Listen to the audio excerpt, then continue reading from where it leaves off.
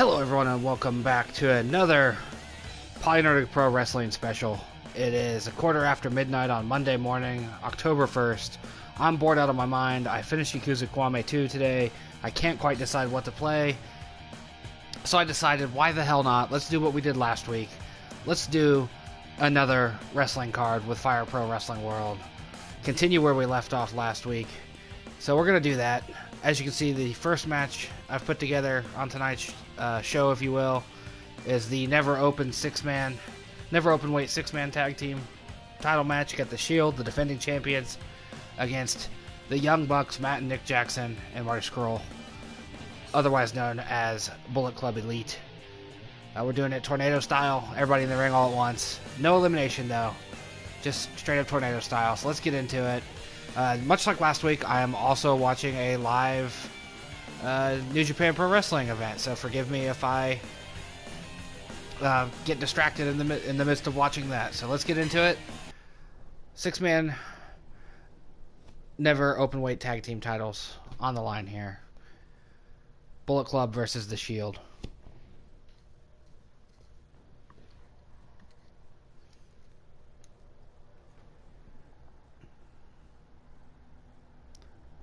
This is another 11-match card.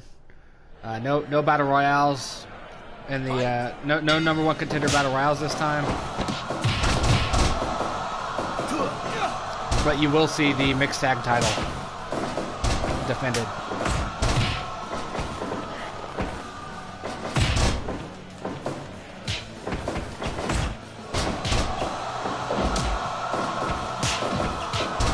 Turn down the playback a little bit, it's a little loud in my ears.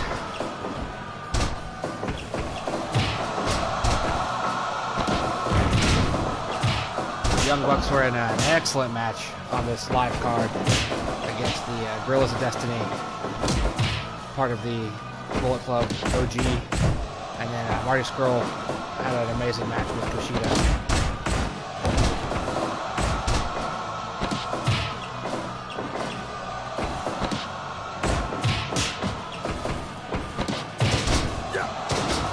It'll be interesting to see how this goes with it being under tornado rules.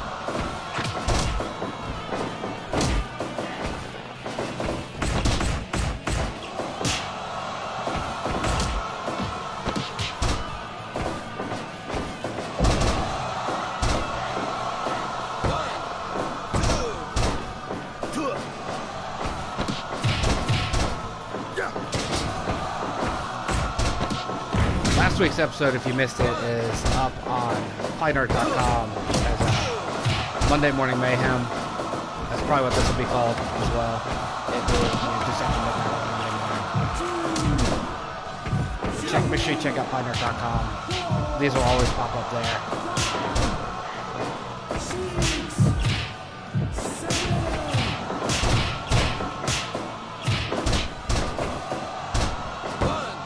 Also, much like last week, this is just going to be straight match. You know, you'll have the little interludes between matches where I put the match together, but we're just going to hammer through it. I'm going to do my best to not fall into piss poor color commentary mode, but sometimes it's hard not to. Like when you see Roman Reigns in a sharpshooter over there, sometimes you got to call it.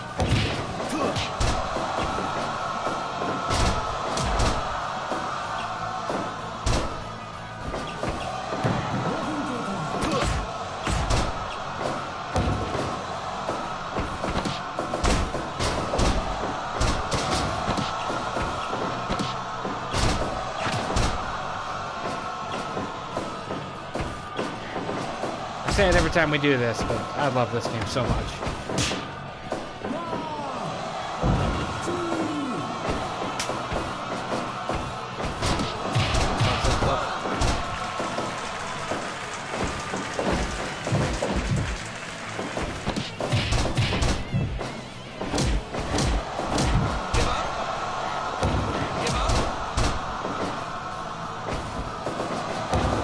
Elbow drop by Ambrose, followed by a knee drop by Rollins. Man, Jackson's getting stomped in.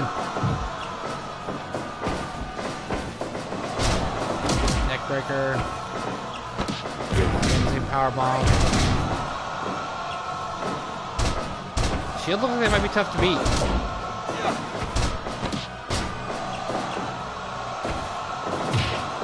Also worth noting, all of these wrestlers are not my creation. The only creation in this entire production is the ref. The only creation in this entire production that is mine is the ref. Everyone else is ones that are downloaded via the internet. I am not that talented when it comes to character creation, nor do I have the patience for it.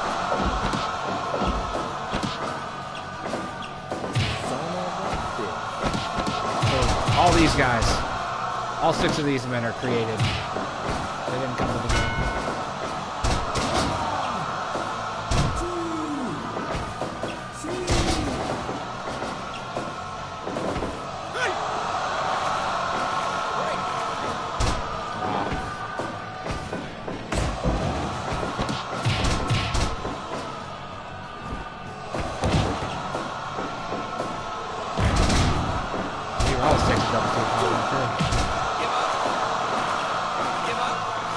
I guess that taunt there is as close to the stupid fist cock that Reigns has in this game.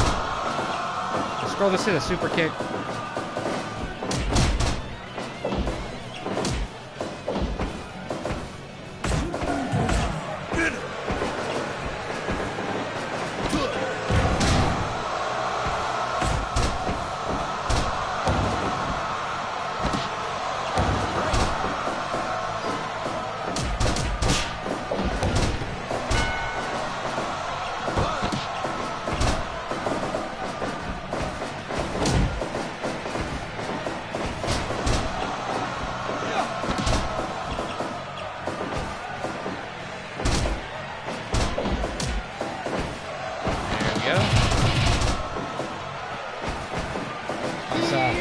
Bit of countering there. Falcon Arrow by Rollins. While Dean Ambrose stomps Marty's left hand.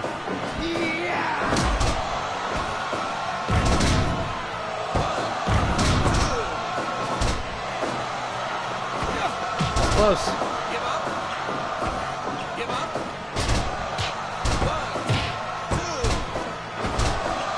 Oh, it was very close.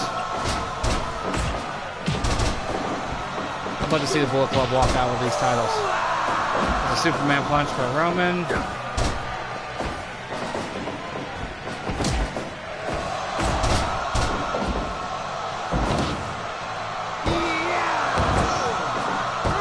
Ah, damn.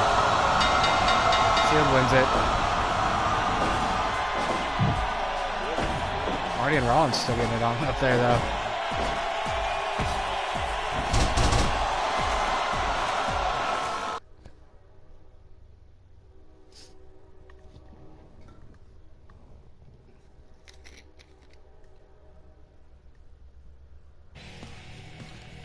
There we go. Shield wins another one.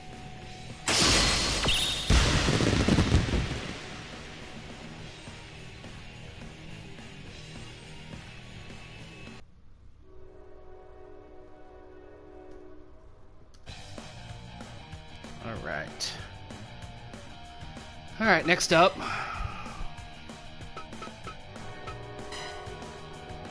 Forgive the train passing by. Taichi's going to defend his never Openweight title.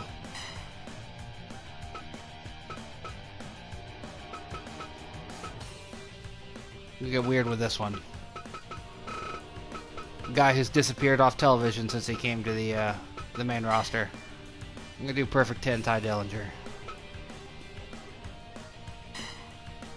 against Taichi for the never Openweight title.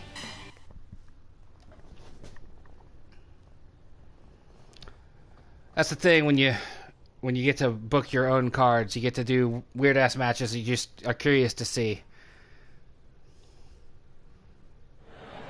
I found Dillinger to be a pretty entertaining guy when he's down at NXT, and he's just up and disappeared. Although I question if he's that much taller than Taichi. There's one thing about the character creation suite in this game that bothers me, as my Lance Archer.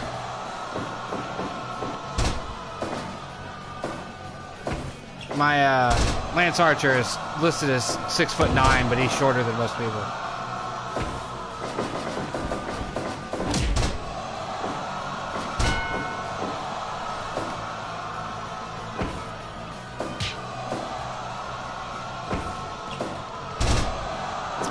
I looked away for a second, and I looked back, and Taichi's busted open. What the hell happened?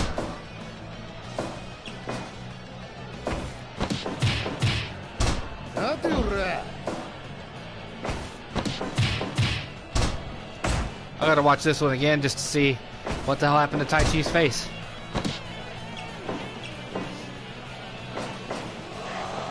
Give up.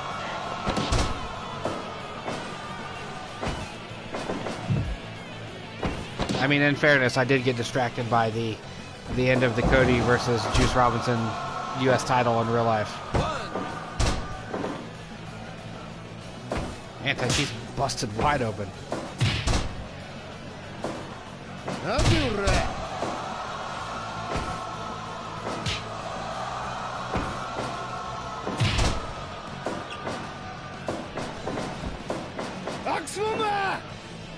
Passed right through him. A clipping there worked to Tye Dillinger's favor.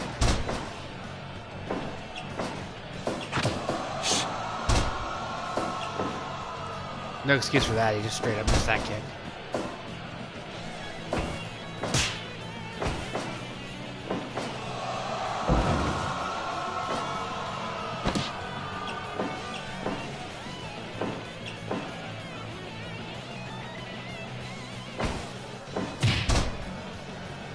You know, I watch a lot of New Japan Pro Wrestling on the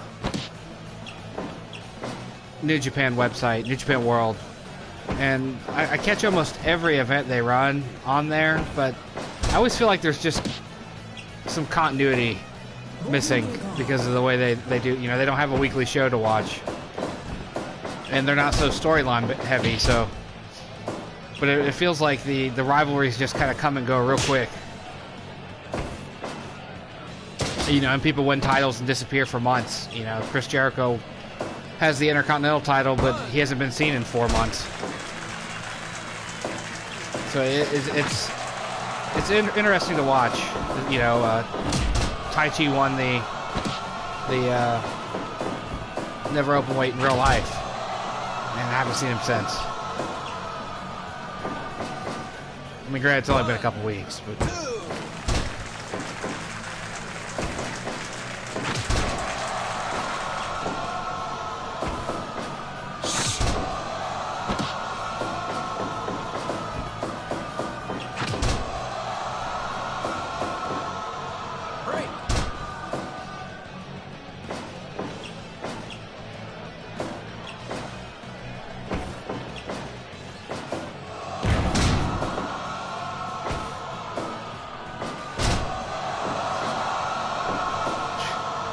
I don't think I've ever seen Dillinger do a cartwheel. One, two.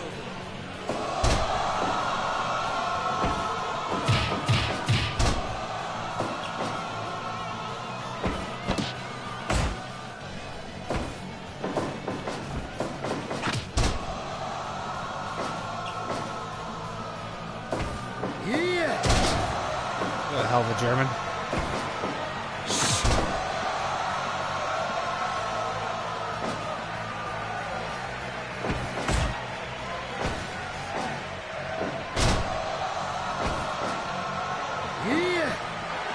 Well, we get the Taichi last ride and pin combo.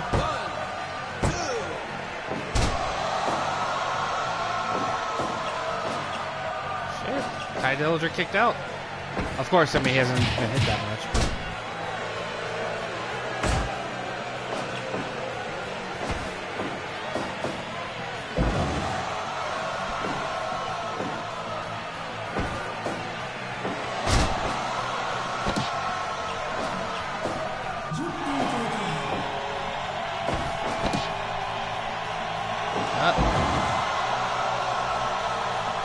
Not gonna lie, I'm kind of pulling for Taichi on this one.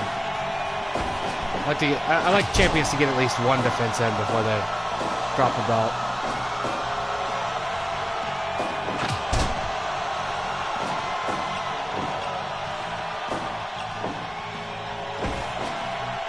Yeah. This could be it. This might put him away.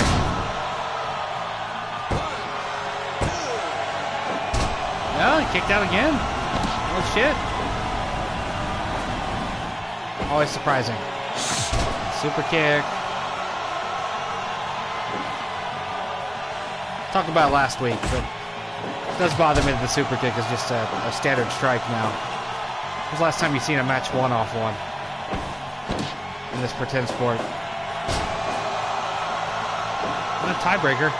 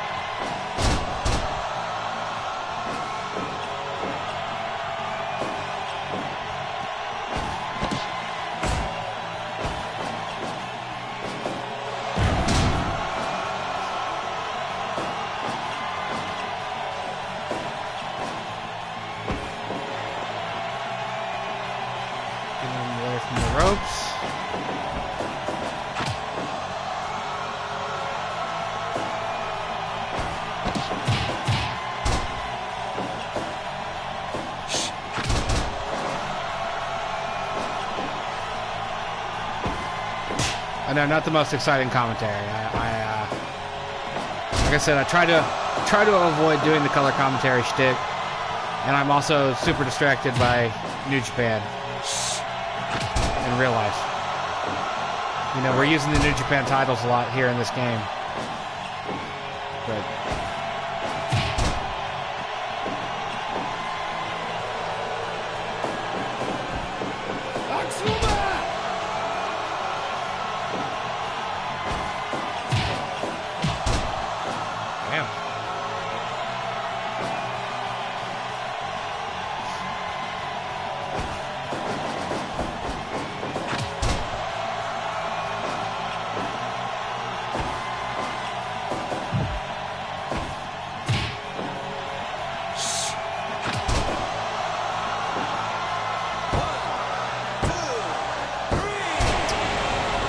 straight kicked him in the face to beat him.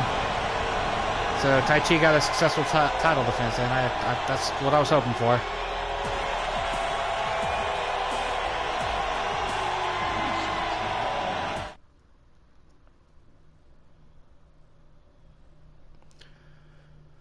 All right, we're gonna do the junior heavyweight tag titles next.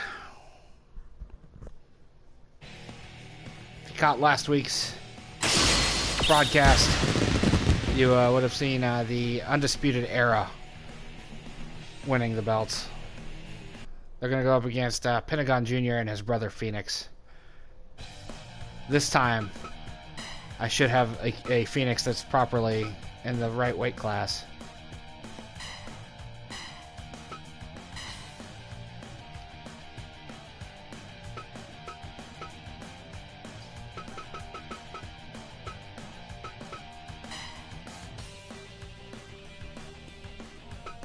Let's see what kind of color combinations we have here with Pentagon. Go with that one.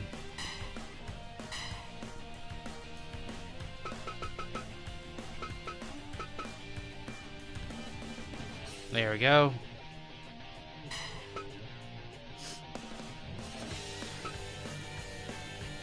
We got a black and red combo. I'll go that one. So here we go. We got these two, Pentagon Jr., Ray Fenix, real life brothers, against Roderick Strong, Kyle O'Reilly of the Undisputed Era for the IWGP Junior Heavyweight Tag Team titles.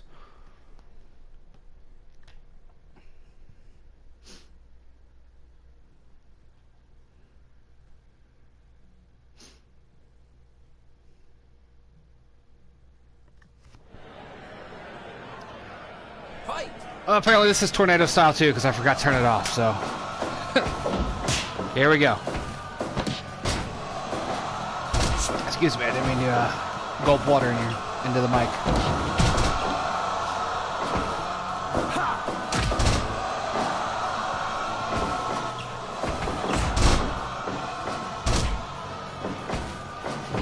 So here we have an unexpected tornado tag match for the IWGP Junior Heavyweight Tag Team titles.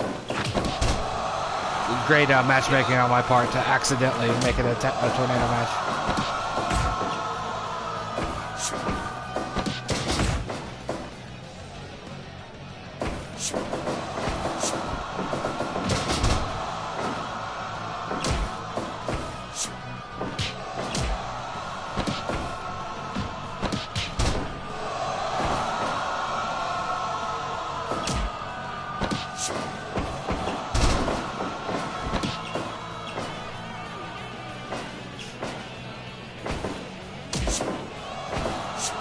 As I was saying a couple matches ago, last week's broadcast is available on PolyNerdic.com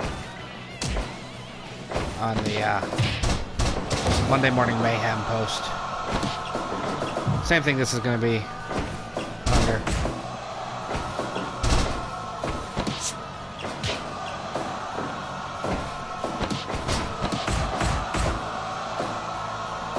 I didn't come into the weekend expecting to do one of these, but after I finished Yakuza Kiwami and then the bonus content over the last 2 days, I found myself at a loss for what to play this afternoon. And so while I was figuring that out, I went over this card that I had previously put together and thought, yeah, let's do this. Let's do this tonight.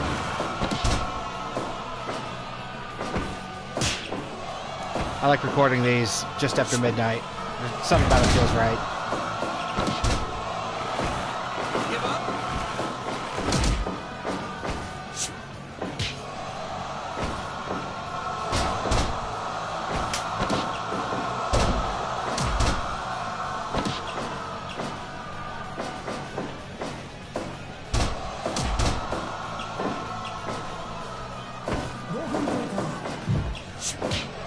Sometimes clipping works to your advantage.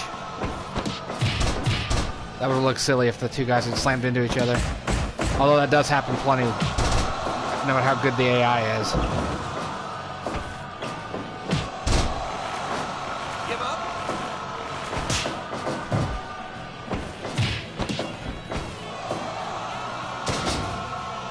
Walking the ropes. Oh, that's... Does Fenix do that? I'm not 100% up on Fenix's moveset. Does he walk the ropes just to smack a guy in the throat?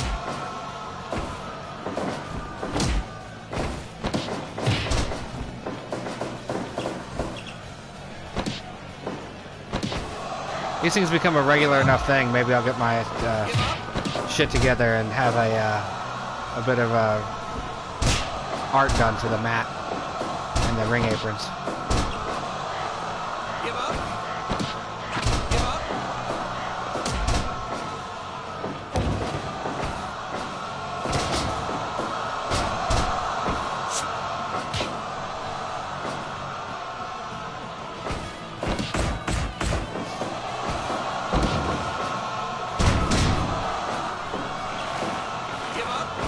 Looks like Pentagon and Fenix might pull it off. I say as Ray Fenix gets slammed down twice.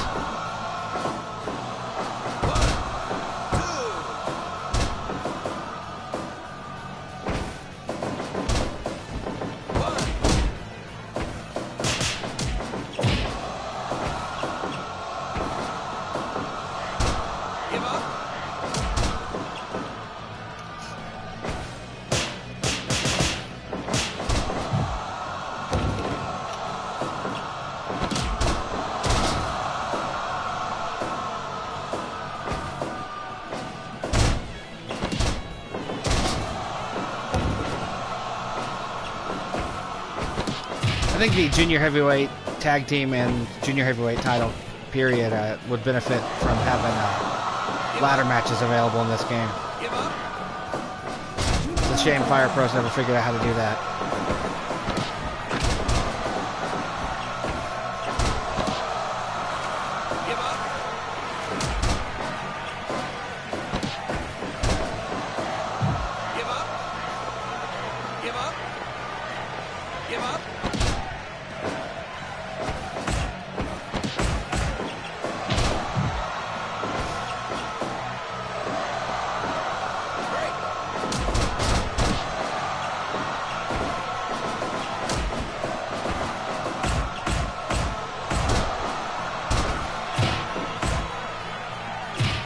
I've only seen a couple Pentagon matches, and so far this, I think the AI on him seems to be pretty solid.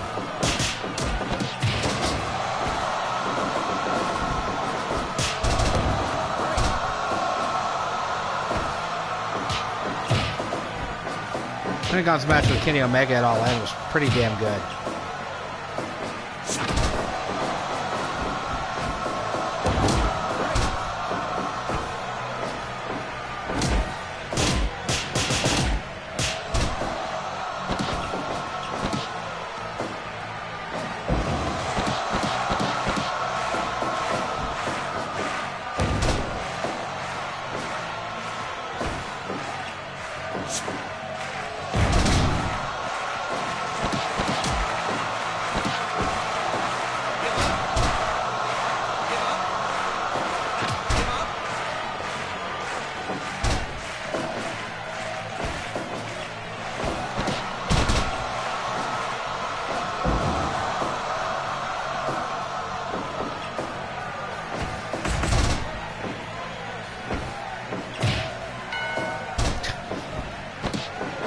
It will never not amuse me when the bell dings on a nut shot.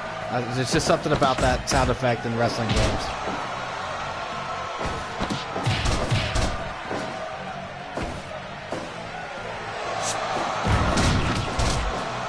What the hell happened there?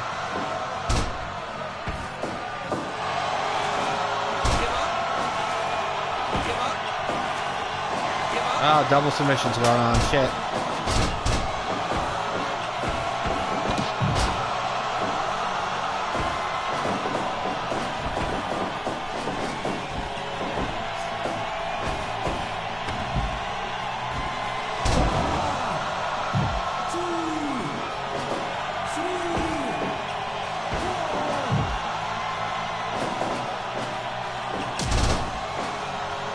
I'm not sure what just went on in the corner there.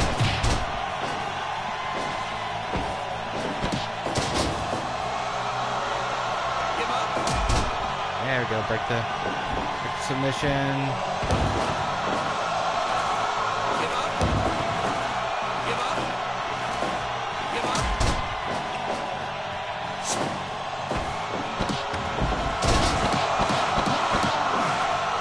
I like the uproot German suplex.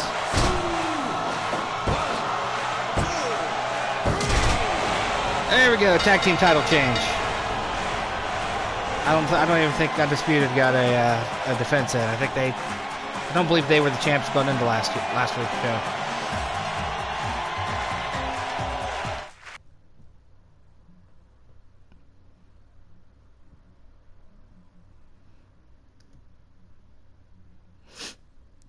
All right, the next match might take a minute. That's a fair rating. New champion's crowned.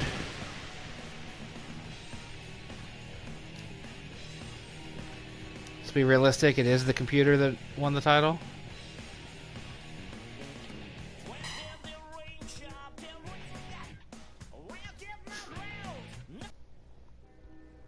Alright, we're gonna have another junior heavyweight title match. This one's gonna be obviously for the junior heavyweight title. Champion still Dragon Lee. Oh wait, forgot. Need to go to a different mode for this.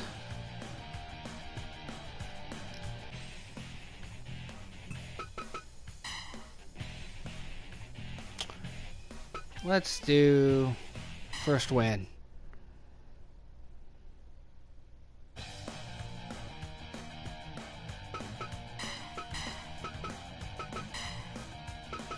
Alright, Dragon Lee is our champ. And he's going to be in a 5-man with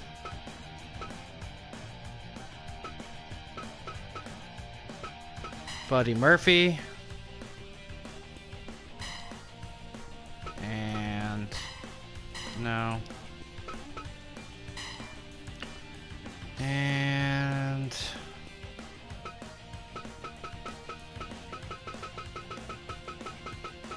there he is, Cedric Alexander.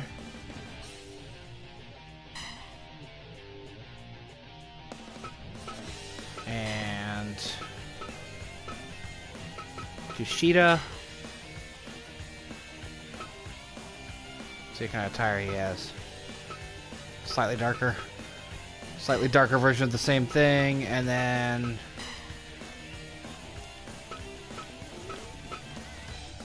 I don't have him in English, but it's I believe it's pronounced Taichi Ishimori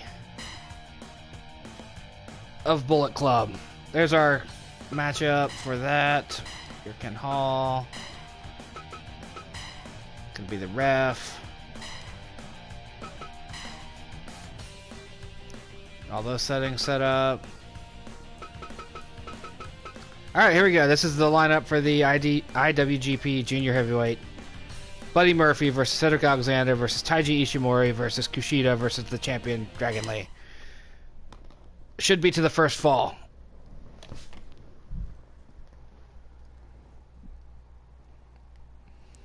All my earbuds and headset wires are getting all tangled. Hold on. There we go. This ought to be fun. Hopefully it doesn't take an eternity.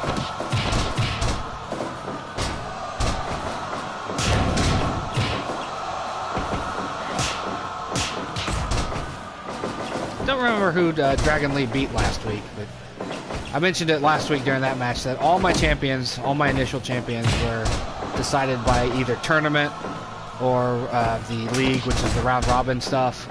The IWGP Junior Heavyweight was determined by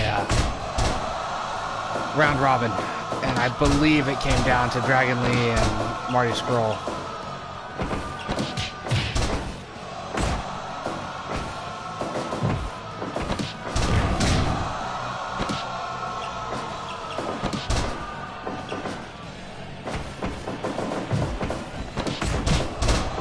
Interesting to see how this five-man match goes, though.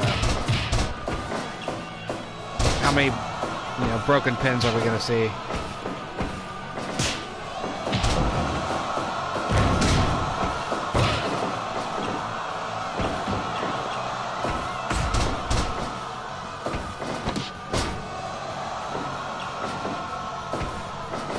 I know both Cedric Alexander and Buddy Murphy have had some hellacious matches together and with others on 205 Live, but I don't watch it, so I don't even know. Is Cedric Alexander still the Cruiserweight champ?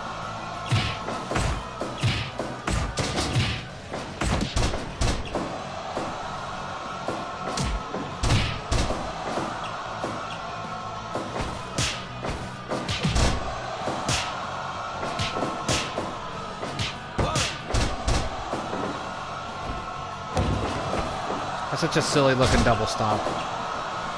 I wish that animation was better.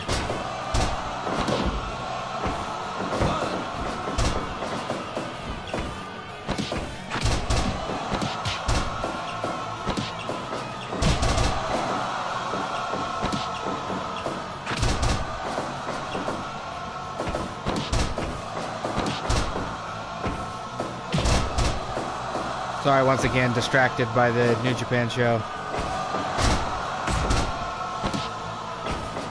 Okada and Omega are in a tag match against each other. Those two wrestling's always amazing. Give up. Give up. Give up.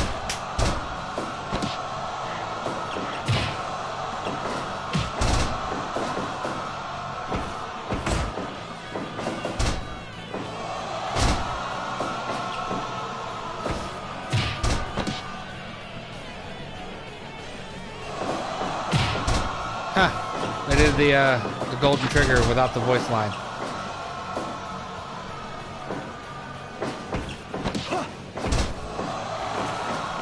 Give up.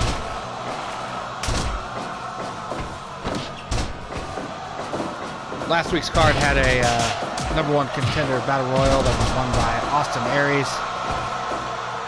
I decided on the fly that a one fall match with him and Kenny Omega wasn't going to cut it, so we got 2 out of 3 falls if I do it right.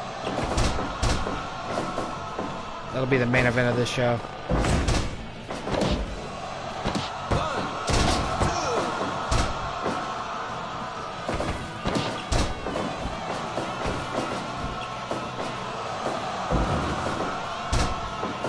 A lot of missed drop kicks.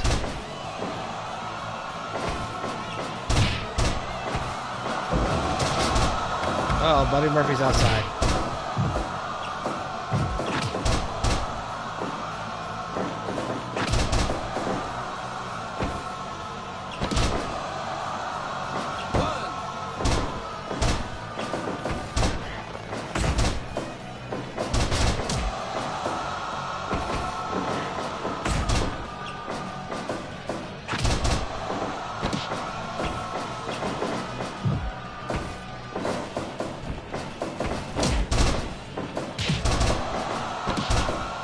Kushida freaked out there for a second.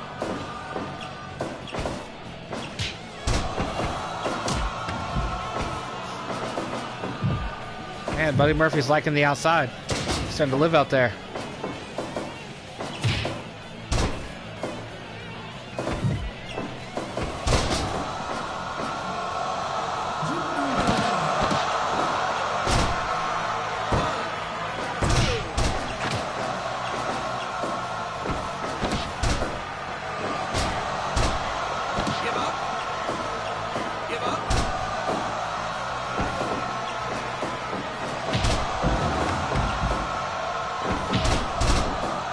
I like that the 3 indie guys have broken away over there in the corner while the 2 WWE guys are fighting on their own.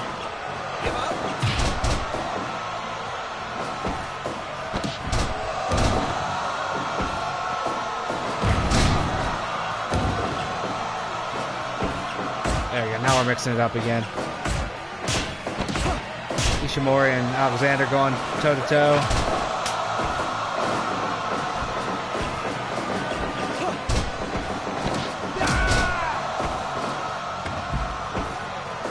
Alexander to the outside. I think Buddy Murphy just went for the V-trigger. He was going for something. His move got busted though. Ishimori just idiotically runs into Kushida.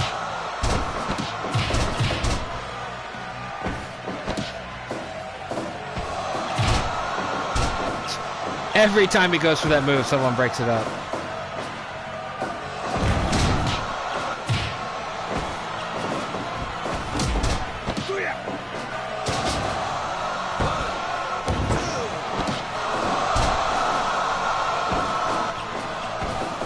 I'm not sure who was pinning who there.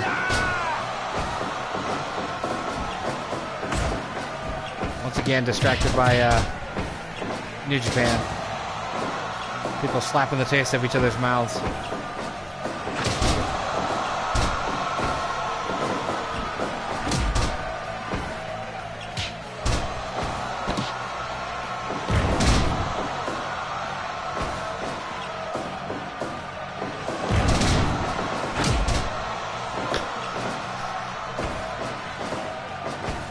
People just running into each other, falling down.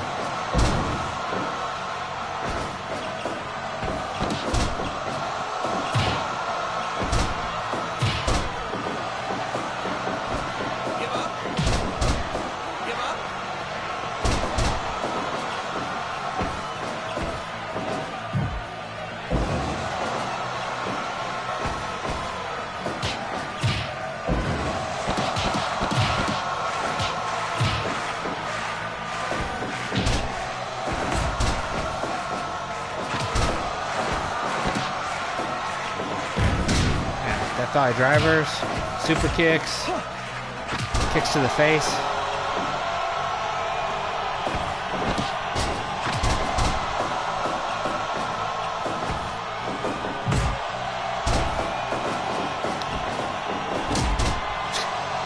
This cracks me up every time a wrestler just runs into another wrestler and knocks him down, or themselves.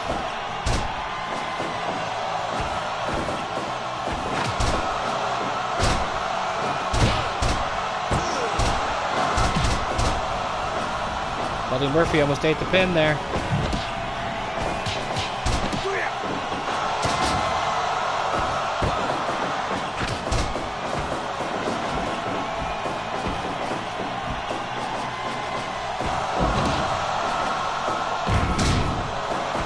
Ref's up there bleeding. Must have happened when he got run into earlier on.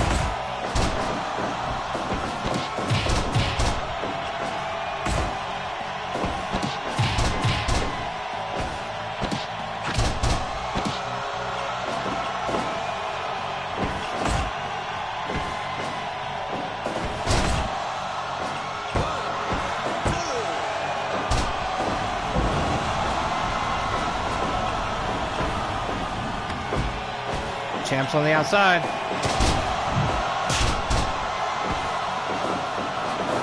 He's back in.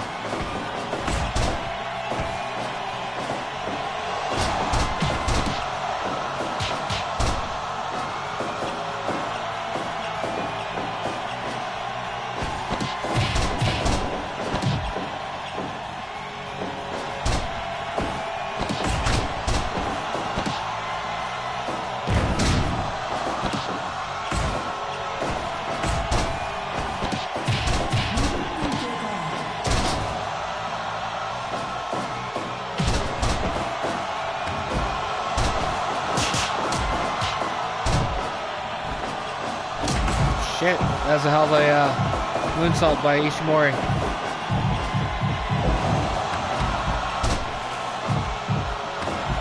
Now's the time for the two WWE guys to shine. Someone might. It was a good time for them to try to get a finish, but it didn't happen.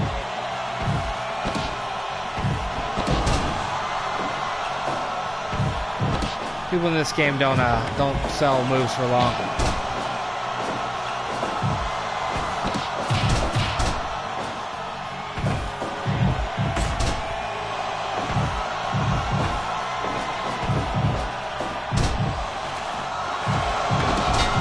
Kushida's the champ.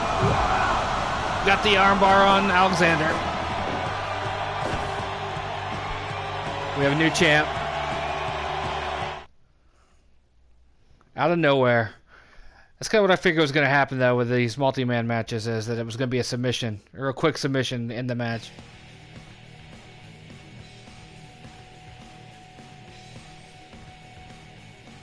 I think it broke the screen.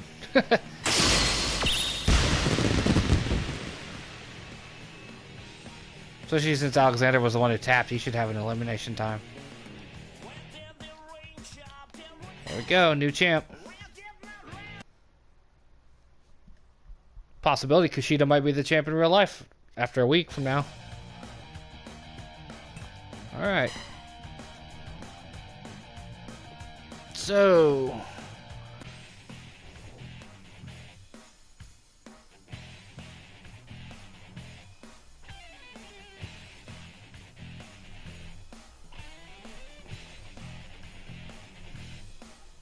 Alright, up next, a singles match for the IWGP Intercontinental title, currently held by Great Muta. Took it off Jericho last week's show.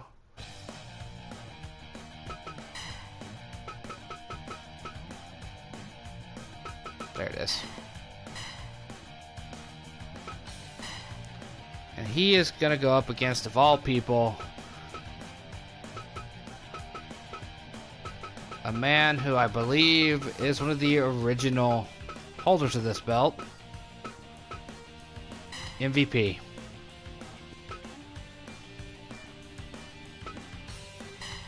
Pretty certain he was the initial holder of the belt. Let me double check that little factoid while we get the match going here.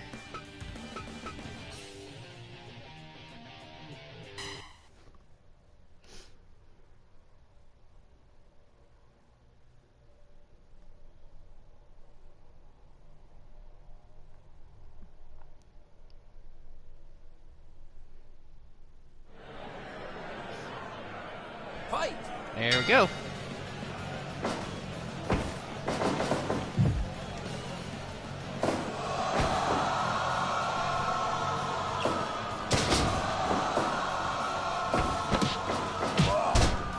Yep, MVP was the first champion. I was correct in that factoid. So let's see if he can regain the belt he was the first one to hold.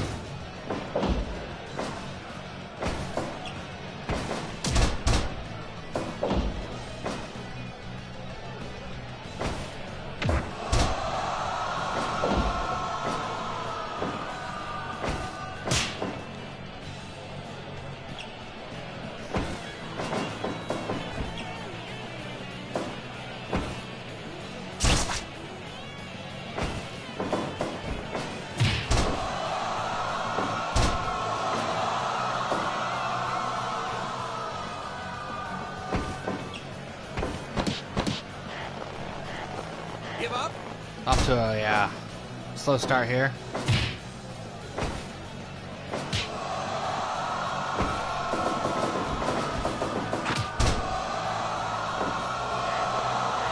Give up.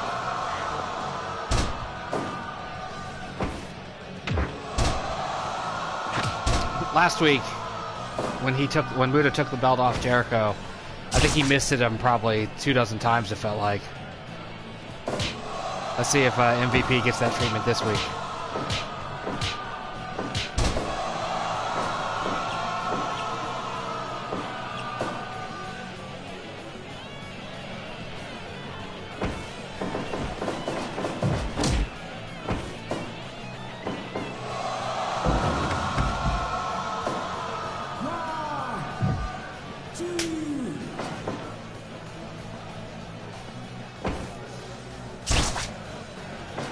It's an interesting noise that they applied to the I-ring. I like this arena a whole lot. I know it doesn't have entrances or anything, but there's just a quaint feeling to this arena.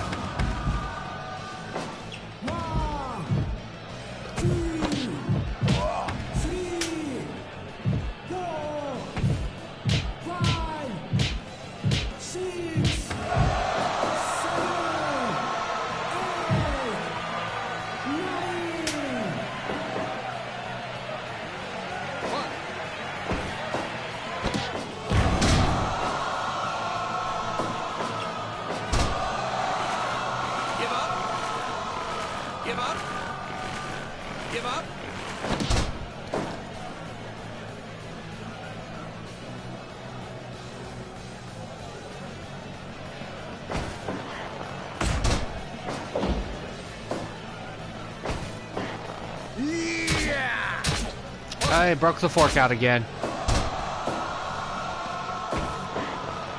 And again.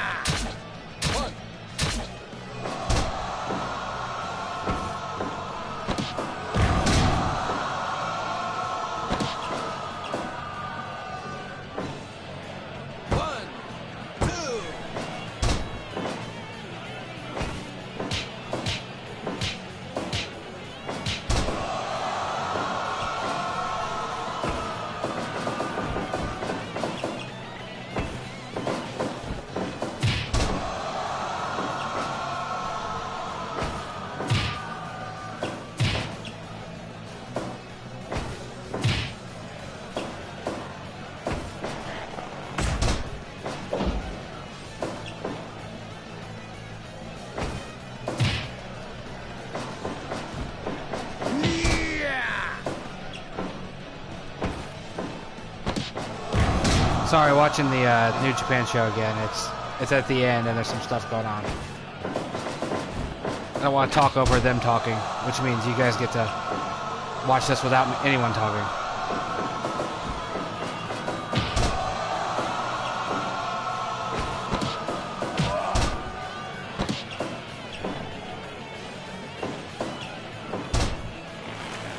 Give up. Give up.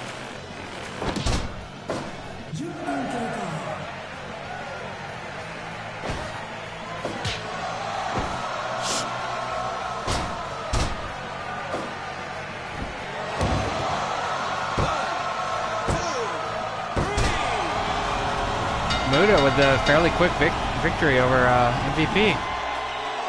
I expected that match to go a little longer than that. That was borderline a squash match.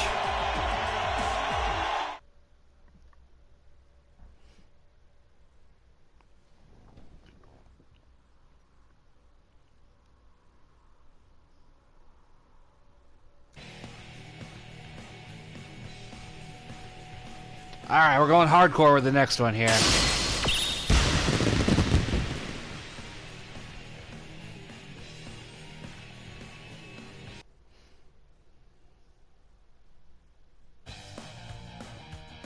That's a hell of a triple threat match they just announced in New Japan.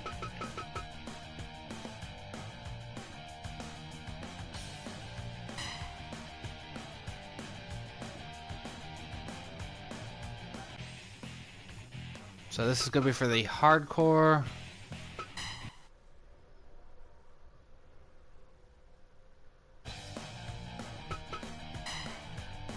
Masato Tanaka, my hardcore champion.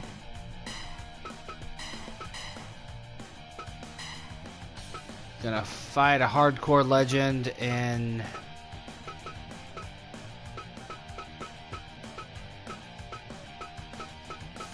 Here we are.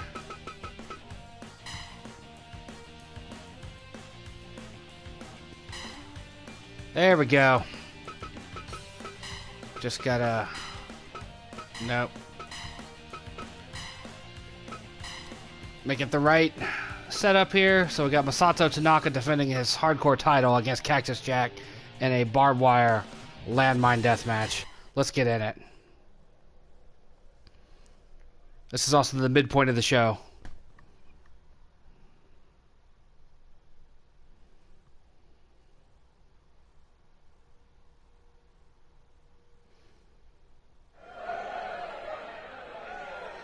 I feel this ring is a necessity when you're doing these hardcore matches.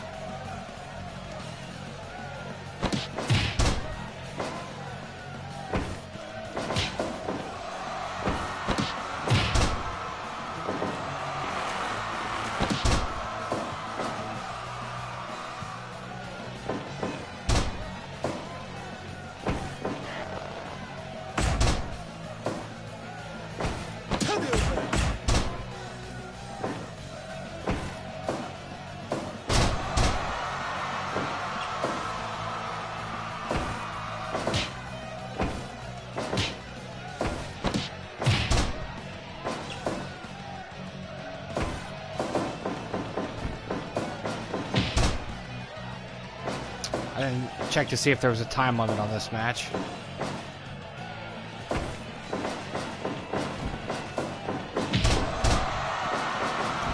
For the uninitiated, if you have a time limit on these matches, there's a big explosion that takes out both men.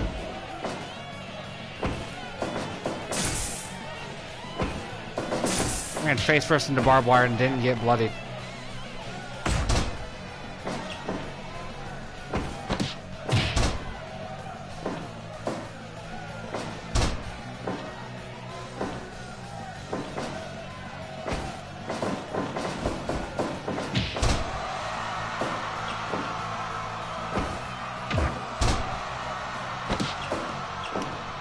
Alright, that show's over, so that means my full attention is now on this card.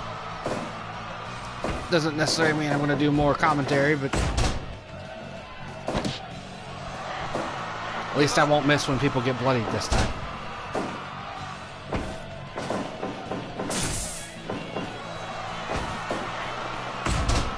I forgot to turn weapons on. I just realized that's what's missing from this match.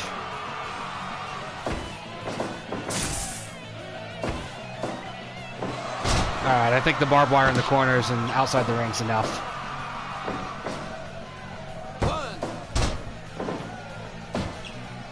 Whoever created this Cactus Jack did a decent job. I like it a lot.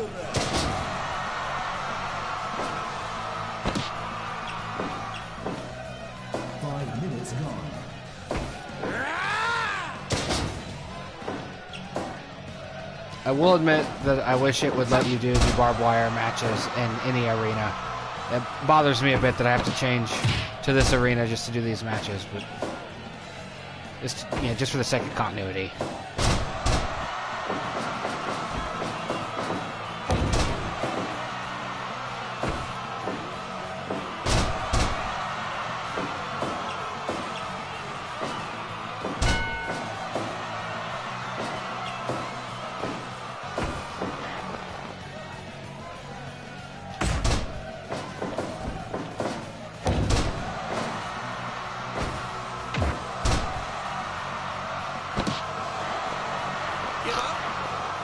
Abdominal claw.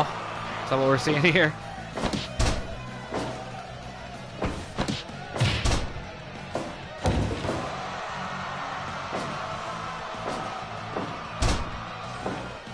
I believe that was a spear he just went for. Back in the day, Masato Tanaka had some just vicious matches. Yeah, he's back from the era when you could do headshots with a chair. And him and Mike Awesome, I don't know how they both weren't super concussed.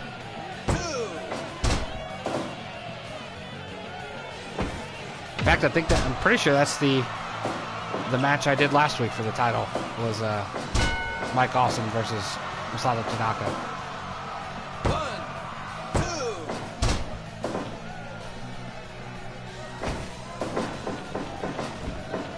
2. Yeah, as a teenager when those matches were happening, it was awesome. Now as an adult with a better understanding of brain injuries and stuff, it's hard to watch. It's sickening to watch two guys beat each other's brains in.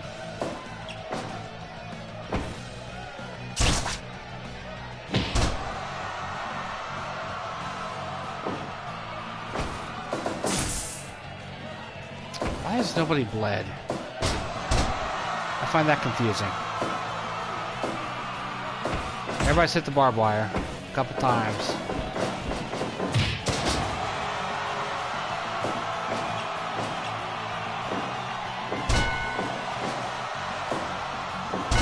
Just stomp his nuts.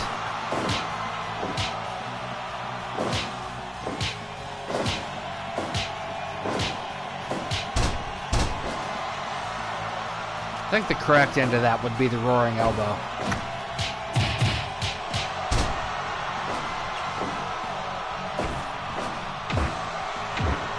Headbutts. 1, 2. I would say if he wins off some headbutts and puts just a foot on the chest, that'd be disappointing. Go for the elbow. Go for it. No.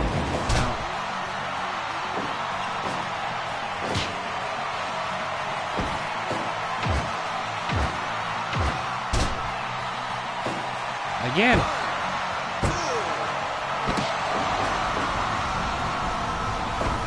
Go for a proper finisher. We've seen both of Cactus Jacks in this match. There's another one. Double arm DDT. 1, 2.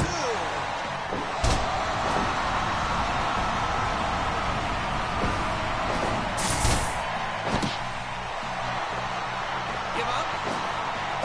Give up. Come on, Cactus.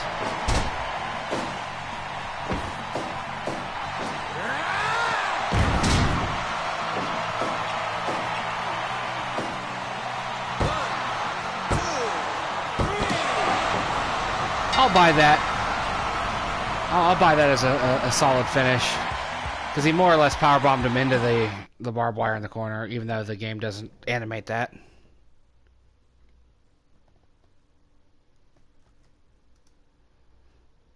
Alright, match 7.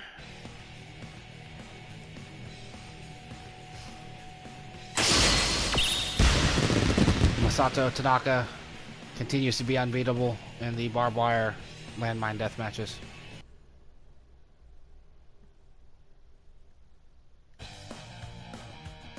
Alright, we're going back to the menu.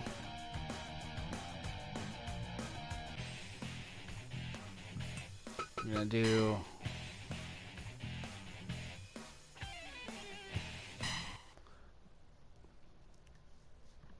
we can do a little three-way dance here. We're going to do it ECW style, though. It's going to be a triple threat elimination for the women's title. Held by Mandy Leon, of all people. Nothing against Mandy Leon, but she has proven unbeatable so far.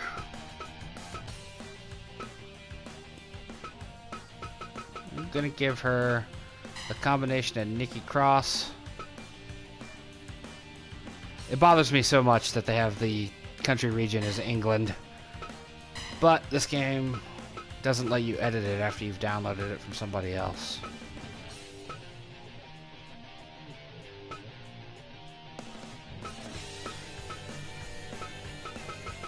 Ah, there we are. Missed her the first time. I'm going to do Toni Storm. So Nikki Cross and Toni Storm, Mandy Leon. Three-way dance with eliminations. Let's make sure we still have the eliminations on here. Yep. Eliminations not on. That's weird.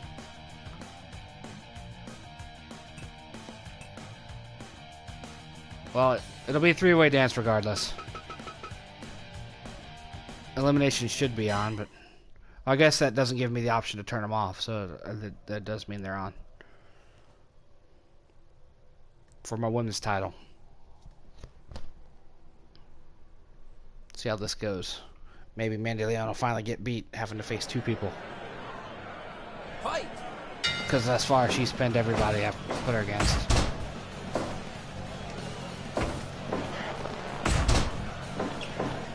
That is one thing this game does really well, is it tracks the number of victories.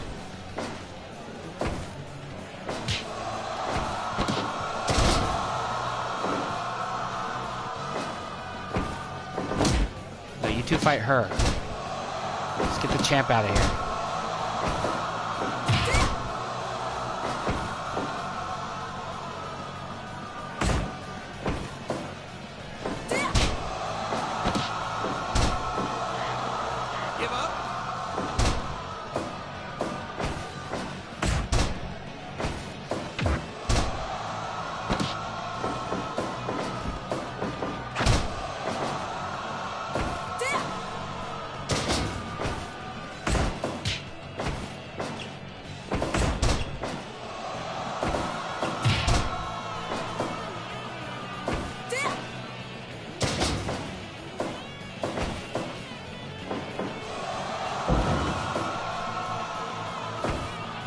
It's been a long time since I've seen Mandy Leon wrestle.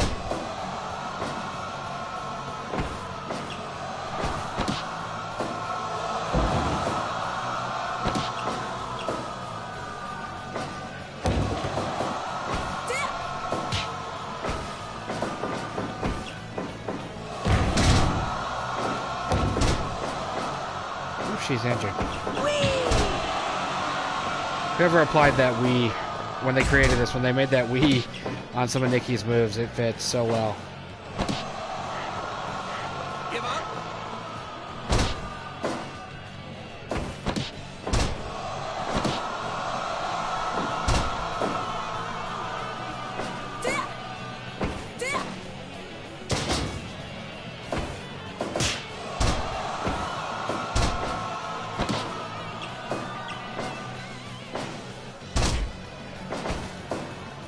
Wrestling career, I don't think she's injured.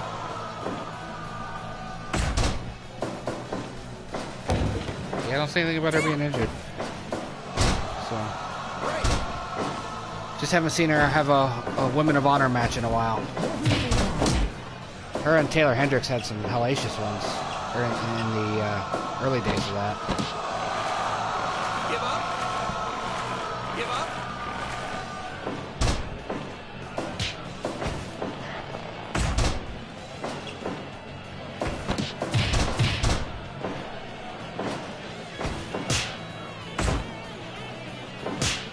Also, again, I don't believe Mandy Leon is nearly that tall. I do wish there was a way to tweak things like that. Ah, Nikki's freaking out.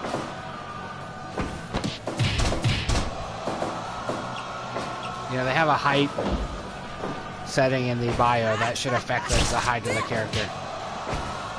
Because theoretically, you could make a character that says they're 5 foot tall and they could be the tallest one in the ring.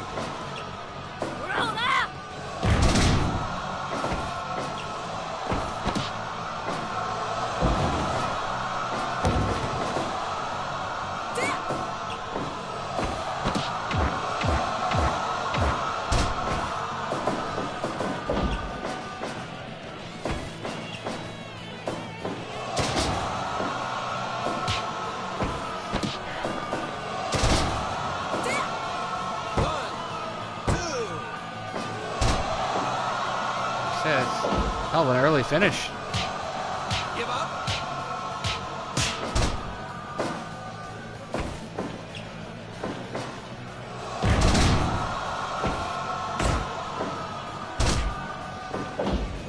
I know Mandy's not under contract, but the idea of Toni Storm and Nikki crossing paths in the WWE or NXT is really appealing to me. I like them both a lot.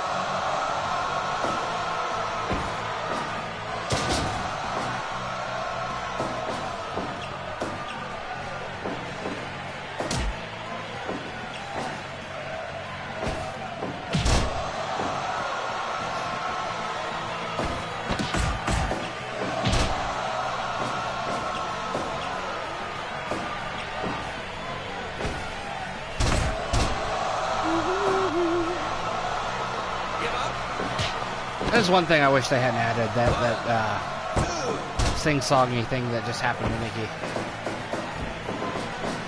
Because they also have it set to be a very frequent thing she does.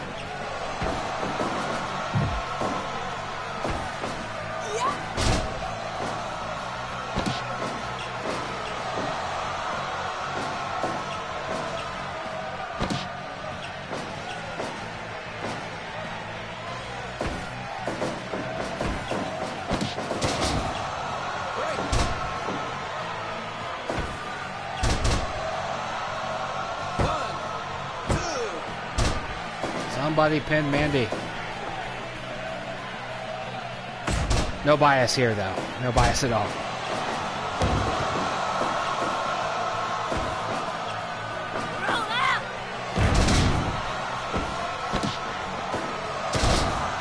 I'm beginning to wonder if we might be reaching a point where I need to play as Mandy and go AFK, so to speak, to get her to lose. Just let the computer kick a motionless Mandy Leon to the curb. It says she's defended her title more than any of my other champions, and consistently wins. Like, I think this will be her 4th title defense if she wins this match. And she's flat out just taking them on one at a time. Oh, there we go. Over the pin. Somebody cover her.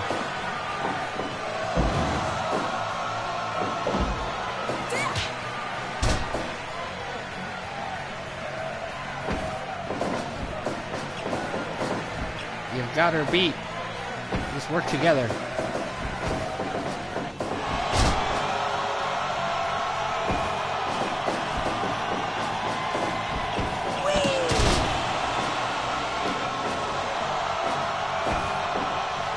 It's almost like they knew when they made this game that people were going to make a Nikki Cross, and they were going to need some crazy...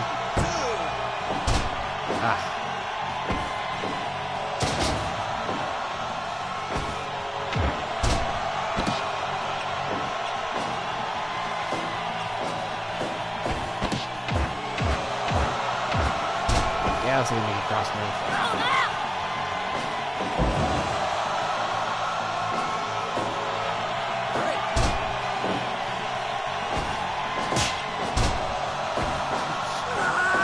There we go. Get the pin, Nikki. No, Nikki. Wrong person.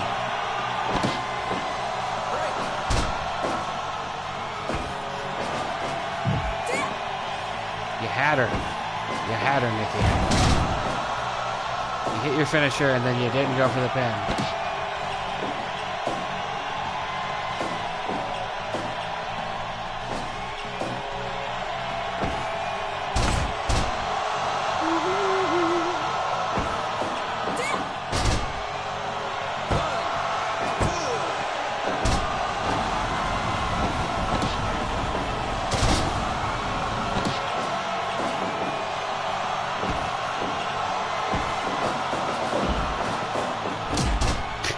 There we are. The AI just lets them run into each other.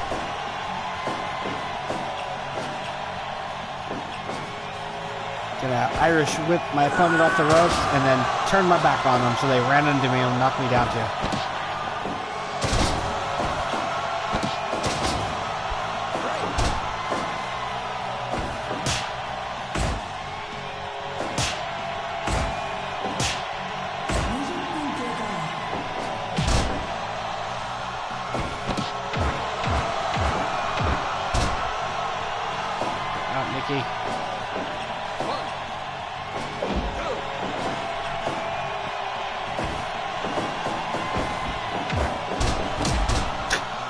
Jeez.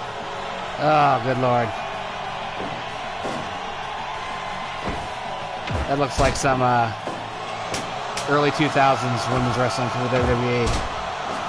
When they weren't as well trained or athletic. They just hired people that look pretty. Like that infamous Jackie Gator match. Alright, this is Trish Stratus, I believe.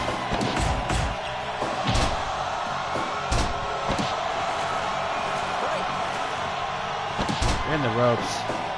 Yeah, the ropes.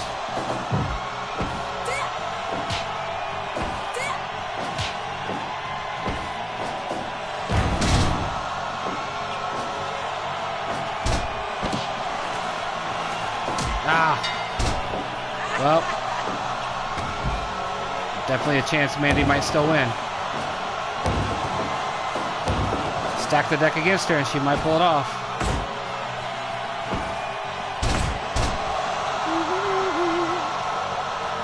Come on, Nikki. Again, no biases.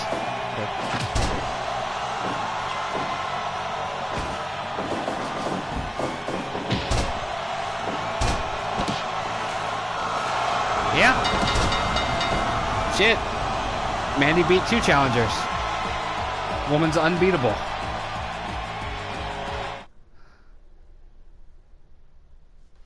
Good Lord.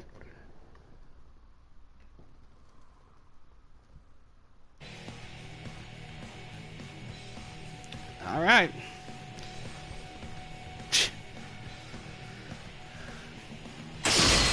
They didn't do enough to work against her, I guess. Shocking turn of events, that. It's a good match, though. I enjoyed watching that one.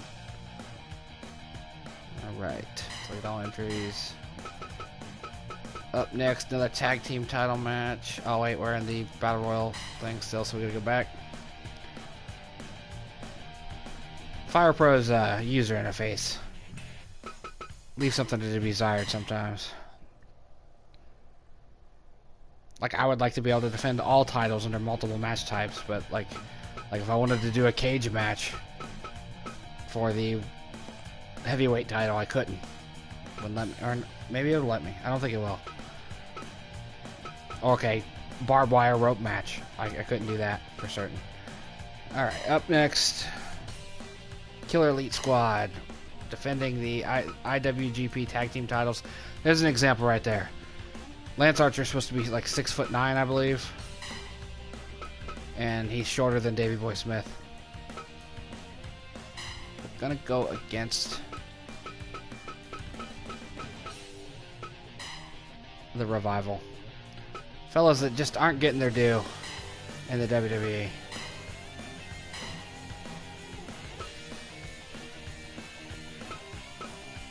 Damn it.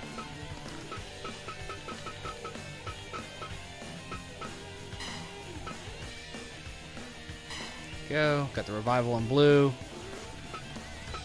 Against the IWGP Tag Team Champions, Davey Boy Smith, Lance Archer, part of Suzuki Goon,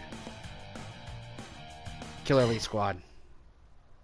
I forgot to not make it a tornado tag again, didn't I?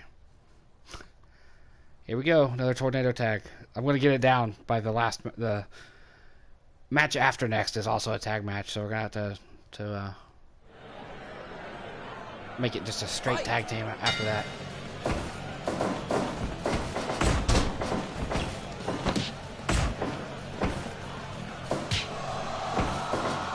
Killer Elite Squad's been on a roll since they won the titles in a tournament, just like every other champion. Successfully defending last week.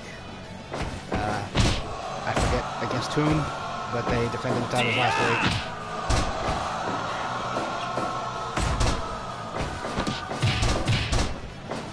It's a pretty good dash and Dawson.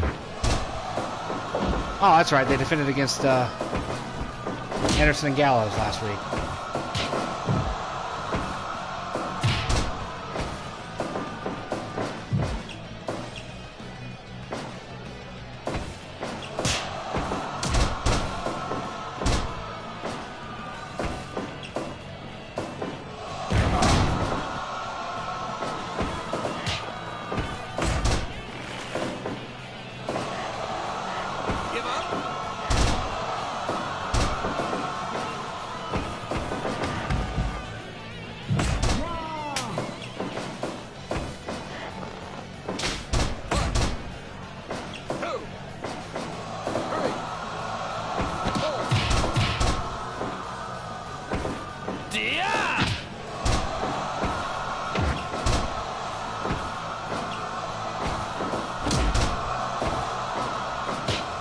Smith and Archer are two guys that I wondered for years where they went, because you know, they were both in WWE for a while, and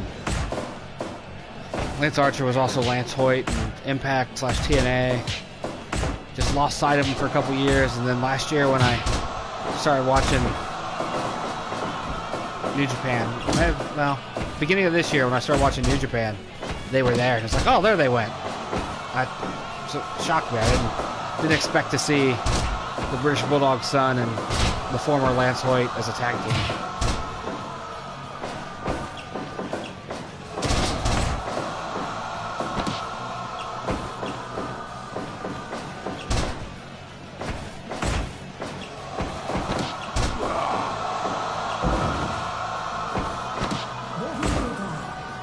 Pretty solid character models on their part too. Whoever made them did a good job. Dash and Dawson, they nailed.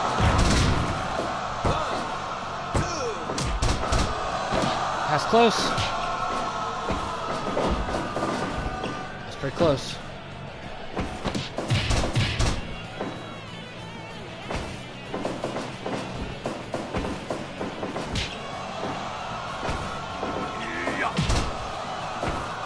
Short on clothesline there.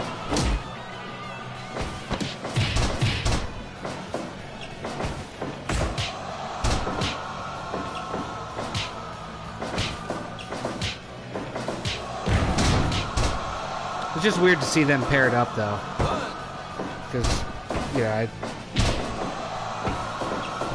known them individually in other tag teams, you know. Davey Boy, especially as part of the that New Heart Foundation they did for a little bit. Give up.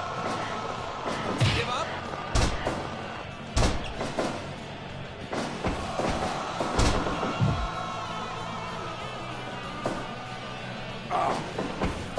Near the end of the show, though, this is 3 more matches after this.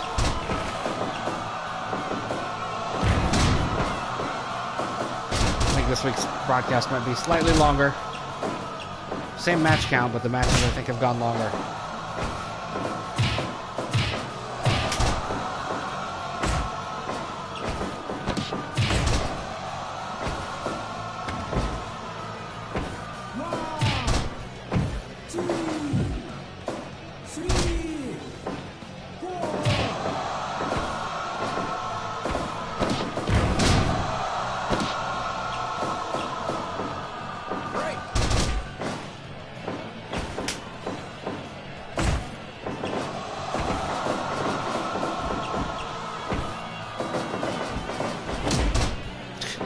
Just let him run into you.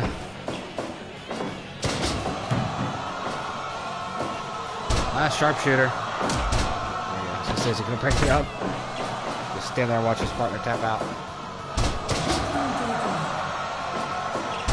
I gotta remember to turn Tornado Tag back off. I didn't want all the tag matches to be Tornado Tag.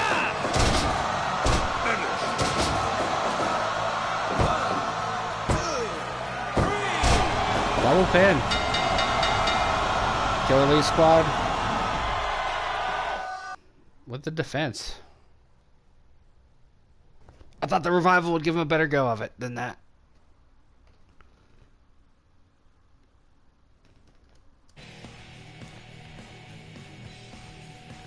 All right.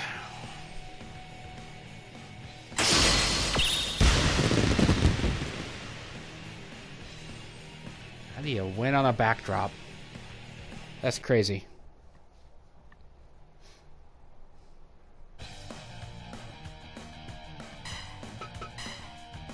Okay. Hiroki Goto, my U.S. champion. This is a match I would give quite a lot to see in real life. Trying to think of an appropriate, crazy amount of money to apply to it.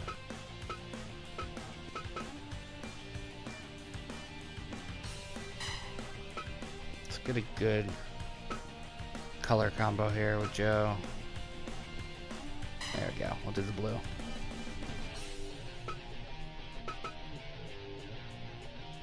Hiroki Goto defending his IWGP United States Championship against Samoa Joe. That is a match that I would give just about anything to see, as I said. Those two tear it down. It's like Goto versus Ishii. Fight!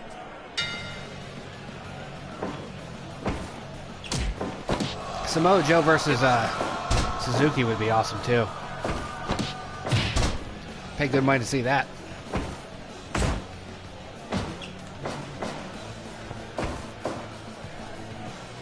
Minoru Suzuki. That's a tough son of a bitch.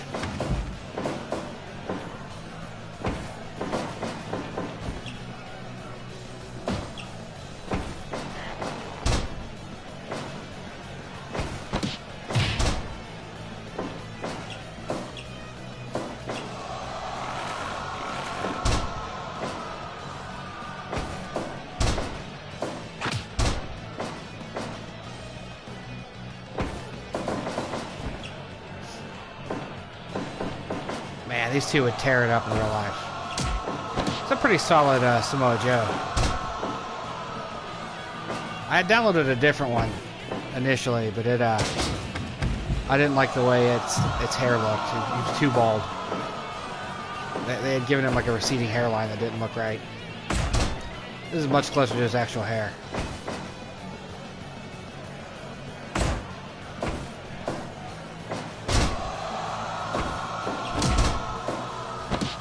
Joe with the takedown, Goto with the counter.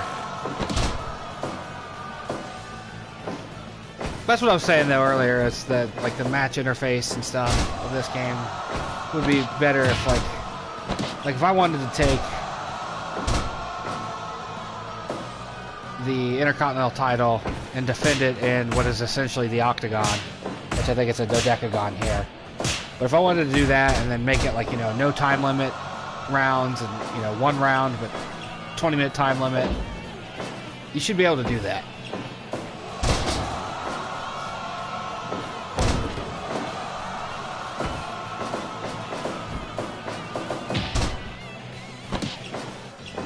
Also, the names could be longer. That's a thing that would improve greatly too.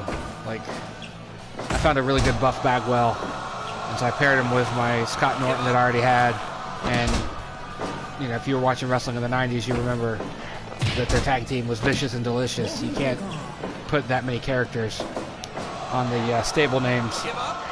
So unfortunately, it's just straight up V&D, which looks dumb.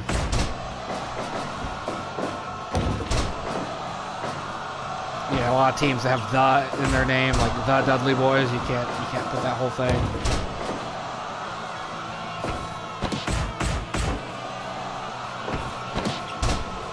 Small quality of life stuff, you know. Otherwise, this game is amazing. I know 2K19, WWE 2K19 is right around the corner. Despite the arguably superior graphics. I say arguably because of the they still haven't got hair down, and a lot of people don't look right. I would rather have this sprite type approximation of a character than the one that just looks lifelike but wrong. And don't get me started on the hair. But I don't think it has a chance of holding a fucking candle to this game.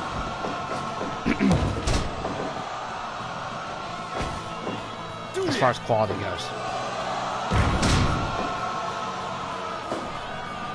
Is that it?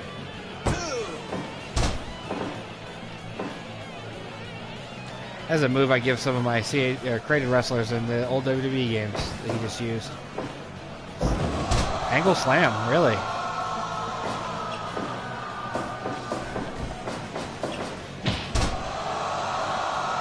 Jumping elbow strike? That wasn't a punch. Superman elbow, I guess.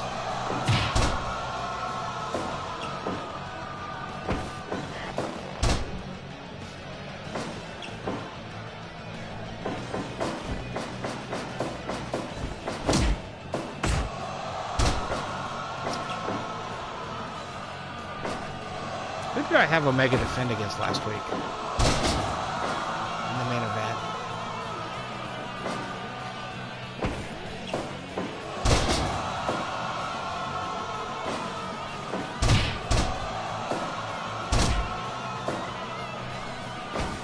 Oh, Nakamura. Omega beat Nakamura. I remember being slightly disappointed with last week's main event because it just went way faster than I expected it to.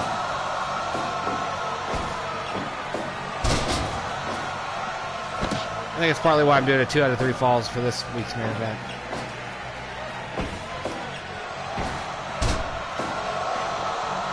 Give up. Give up. Give up. Let's go to, nope, Goto's gonna break it. I thought we might have a new champ there.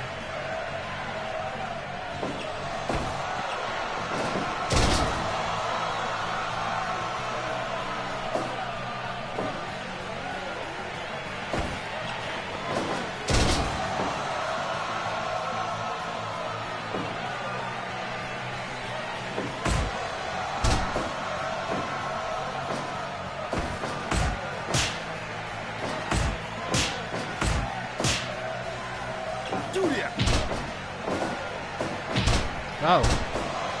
Like Samoa Joe no-selling the clothesline and then falling on his face. Headbutt. I think Goto might walk away with this.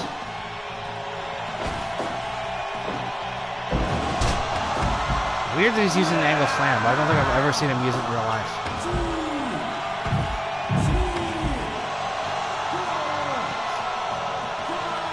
That's a really good Goto that they made. Now, granted, he was in the game. He's not a creation.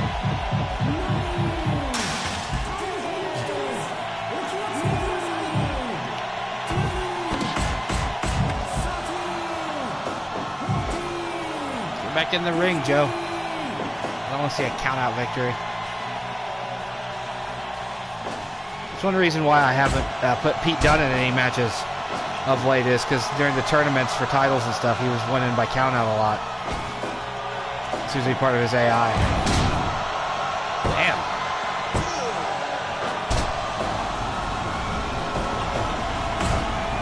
So Joe with the come-from-behind victory. If he wins that.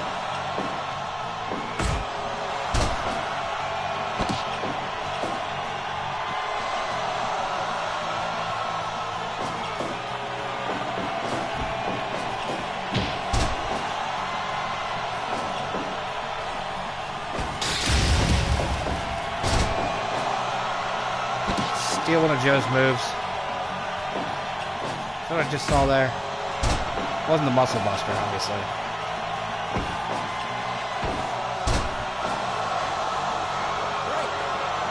Ah, he's in the ropes. Well, while we're nice counter. While we're talking about quality of life stuff, that's something that I wish the ref had more animations, because the break and the submit animation's pretty similar. You know, very akin to the classic touchdown ref pose.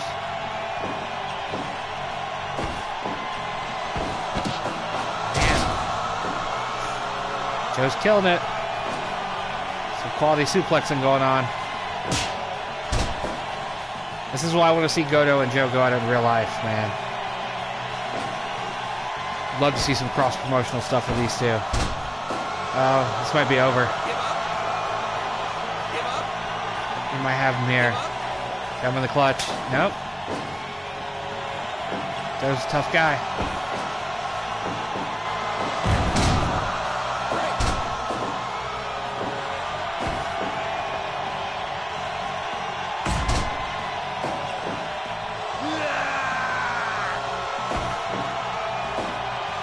Again with the angle slam. I have never seen Goto use the angle slam. That's the third time he's used it. Use your actual finisher. Hit the GTR.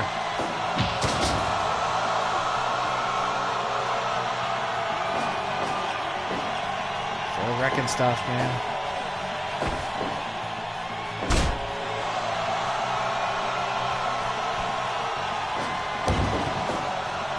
Goes to the back. The GTR, man.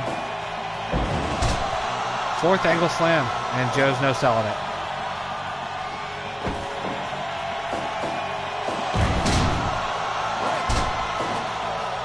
He wants to win this.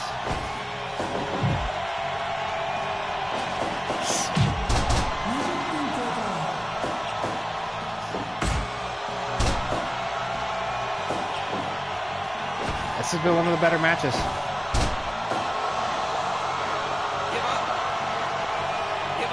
He's not in the ropes.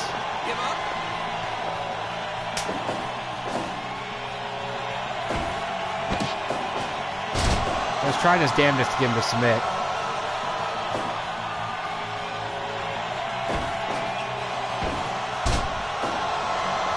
It should be worse. Yeah.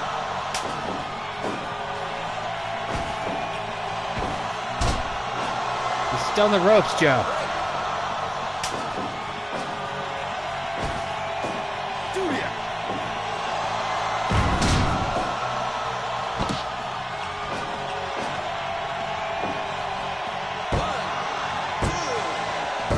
This match totally deserves 100%. That's a hell of a fight. Computer brought it this time.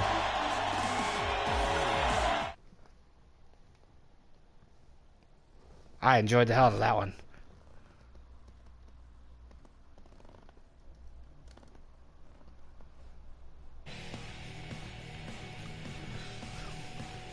Yeah, that was good stuff. I like that.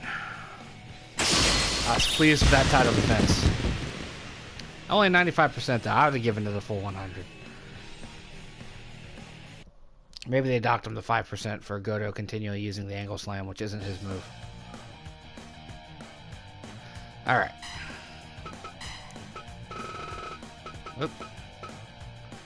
Up next, in the penultimate match, got the mixed tag title. See Michael Elgin, Jordan Grace. Mostly teamed together because they have similar attires. And they're going to defend against real life married couple Johnny Wrestling, Johnny Gargano. See if we got any appropriate attire for him. I'll go that one. And his real life wife, Candice LeRae. Gotcha, Candice. Where are you? There you are.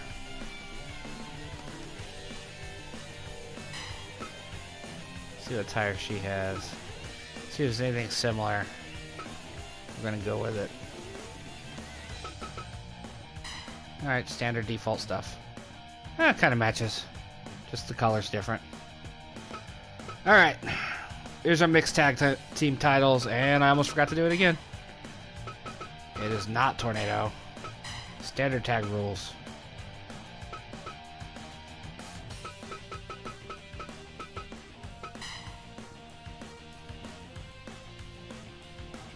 There we go.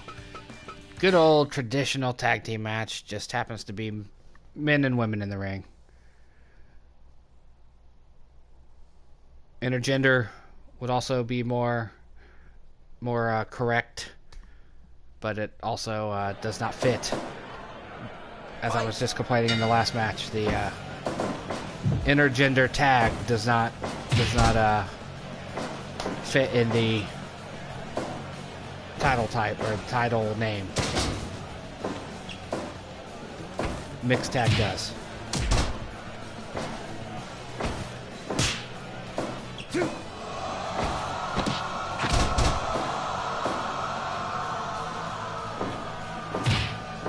This is our next to last match, if I can speak English. We're coming up on 2 in the morning now. We're 2 hours in. I've been babbling to myself for 2 hours, watching video game wrestling.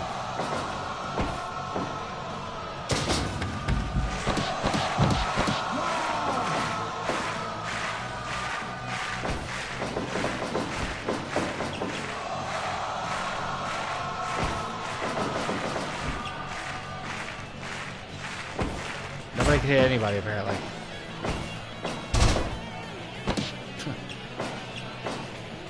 Candice just whipping Elgin to the ground.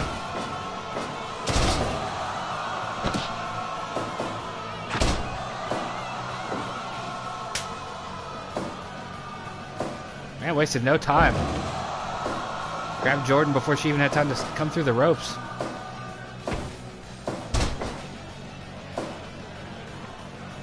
I've only seen about a half dozen of Jordan's matches. They're pretty good.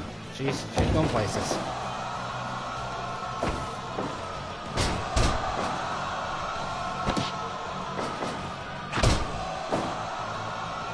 I will admit, of all 4 people involved in this match, I've seen the most Gargano matches. Between his NXT run and, you know, watching videos on YouTube.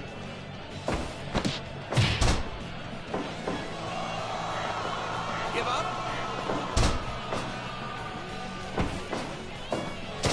That's something. While we're talking about the quote-unquote superior looking 2K games, they left Tommaso Ciampa out of this year's roster. He's not even in the NXT DLC stuff. He's the damn NXT champ. Give up. That's some short-sightedness on their part. Super short-sightedness on their part.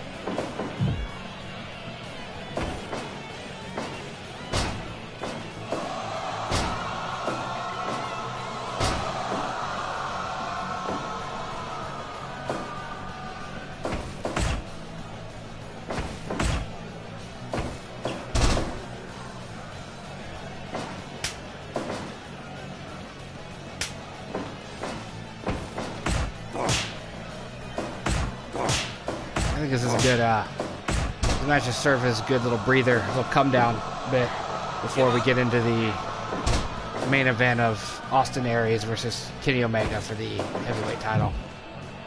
2 out of 3 falls.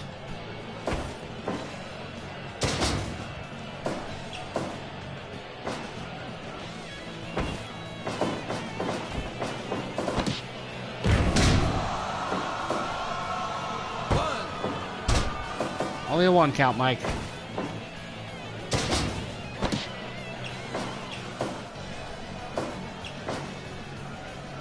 Yeah. Damn.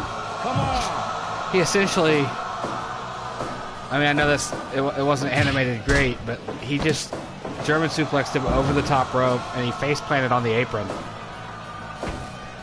2. Apron spots are dangerous, man. Right. Apron spots, not sprots.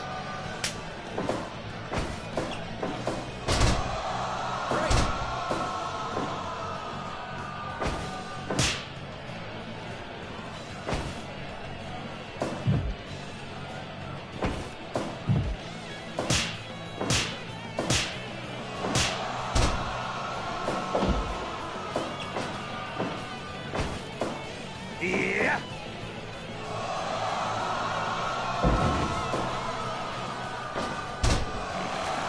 Give up. Give up. Give up.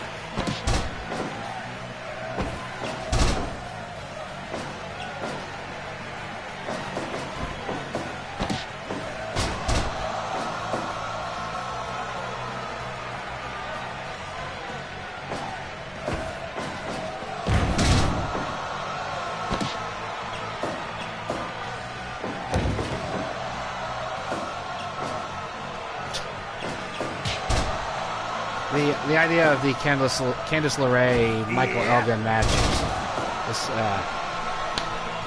pretty absurd. Then again, though, Tessa Blanchard had a hell of a match with Brian Cage, and the size difference there is even more pronounced.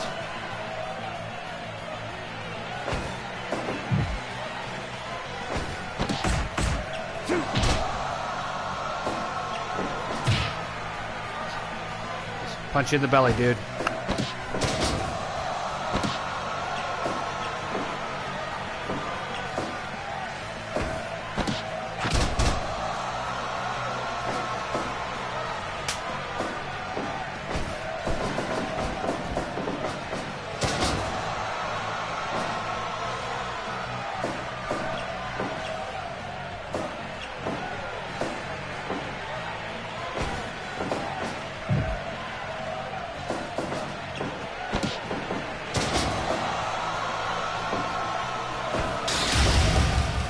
Oh, shit. Oh, okay, I was expecting to see Candice LeRae stealing one of Michael Elgin's moves. LeRae with the Elgin bomb would have been something else. So I get for looking away. I exclaimed about something that wasn't going on. Give up. Give up. Give up.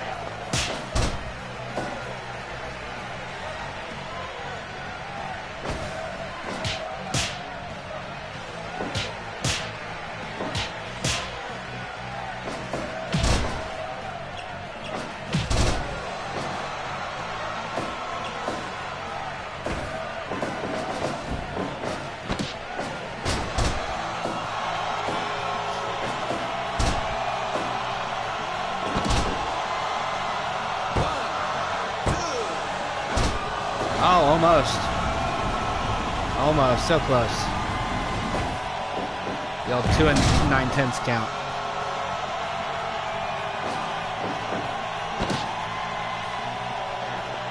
Give up. Give up. Give up. Give up. Yeah. That's something.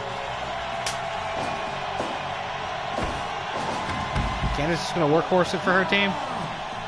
Old Johnny just not going to do much in the match.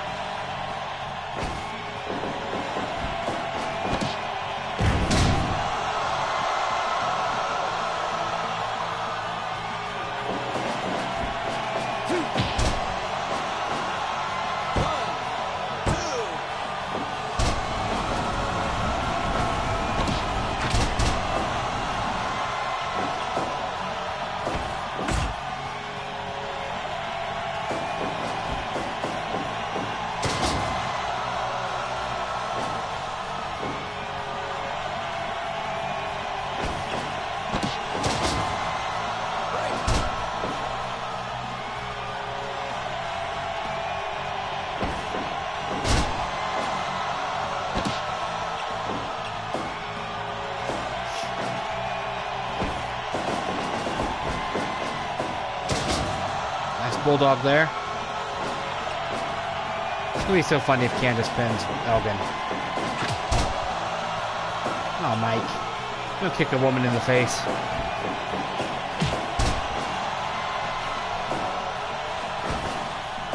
Yeah.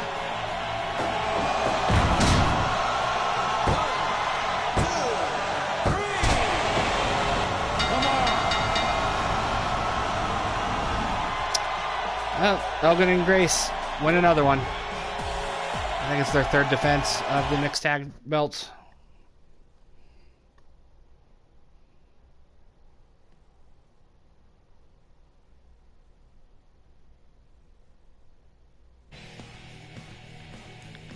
The old Elgin bomb. There's an Elgin. I've heard it pronounced both ways.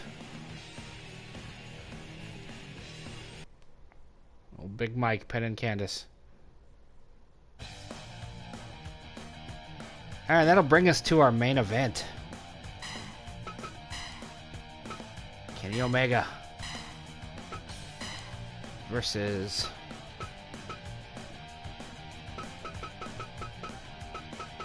where is he at? I have him under heels. Where's he under faces? I wish it would auto alphabetize. That would be fantastic. He's under faces.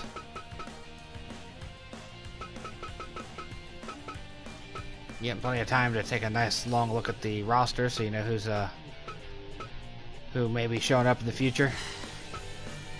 Costumes we got for Aries here. Alright. I know he's wearing pants now on Impact, but this is my Aries. Settings.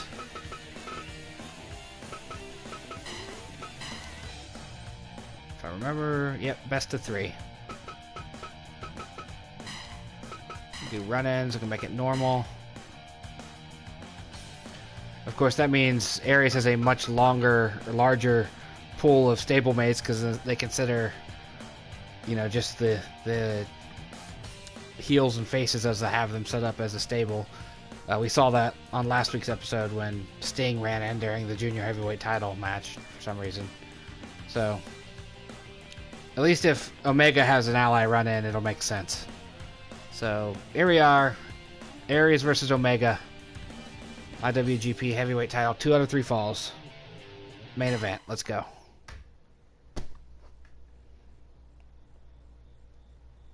Depending on how fast this match goes, we might keep it under 2 hours. Because I started at about 12:20-ish. 12:18, somewhere in there.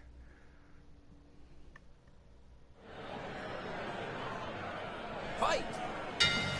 There we go. First to 2.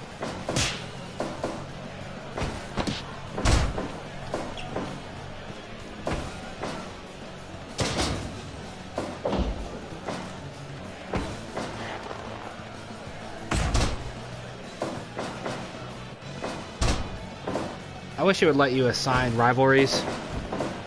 That would be fantastic. I hear there's a Booker mode coming later in the year, part of DLC. Although I'm not sure if you can buy the DLC outside of the season pass yet. It's still all under the season pass, which is like $50. And as much as I love this game, I don't feel like giving it another 50.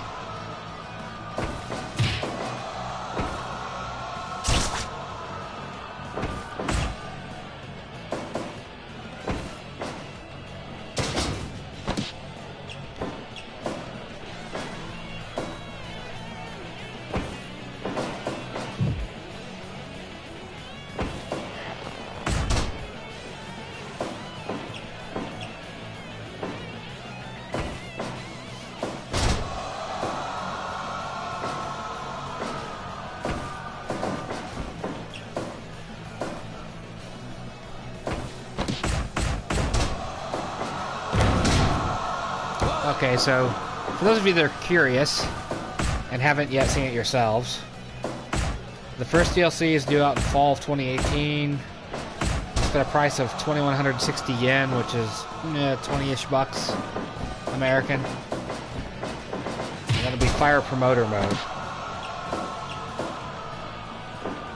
Launch an original organization all your own, hire wrestlers, train and strengthen them, collaborate with other organizations, put on shows, sell goods, and more in this pro wrestling organization management experience. That might be fun.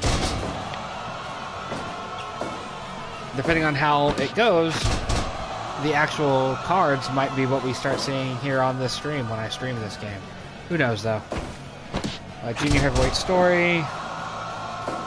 Experience the world of New Japan Pro Wrestling's junior heavyweight division from 2017-2018 in this new scenario. Accompanied by this new scenario, many junior heavyweight wrestlers will appear. Let's see, Jushin Thunder Liger, Tiger Mask, Jado, Will Ospreay, Sho and Yo, Rocky Romero, Beretta, Takahashi, Dragon Lee, and more. Okay, so that's good news because when that happens, I can free up some creative wrestler spots, getting rid of all those that because almost every one of those I've got a creative wrestler for. DLC 3 will be a new story mode. Alright. I can see myself dropping money on at least the Fire Promoter mode and the Junior Heavyweight mode.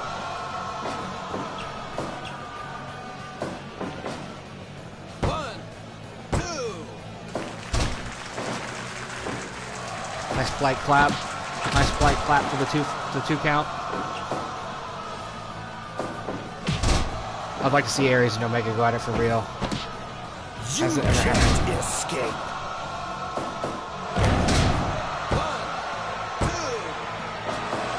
I hope Damage carries over. It'd be a shame if it didn't.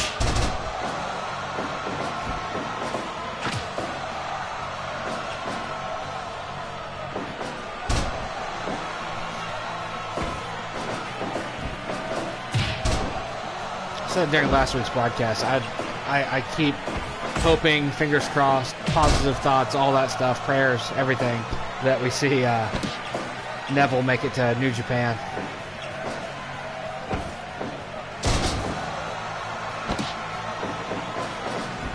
Neville could have some killer matches in New Japan.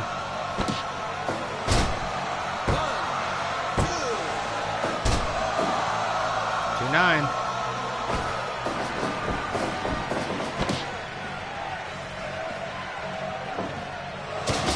What the hell was that? That was crazy.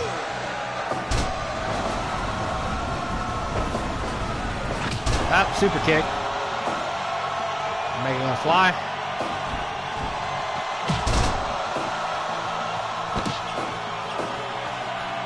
Thought Omega's gonna pull out his inner AJ Styles there. Go for the phenomenal forearm. Up.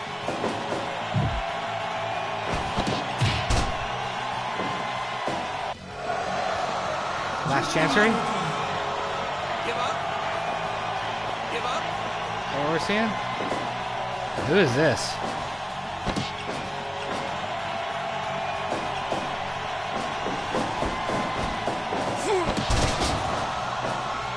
Is that Hangman Page?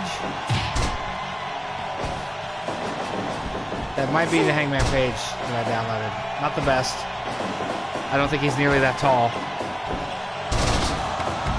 Yep.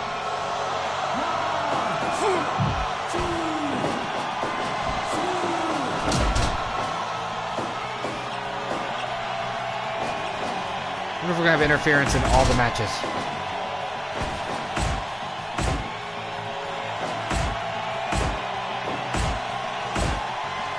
Break it up, Paige. There we go. Little super kick exchange.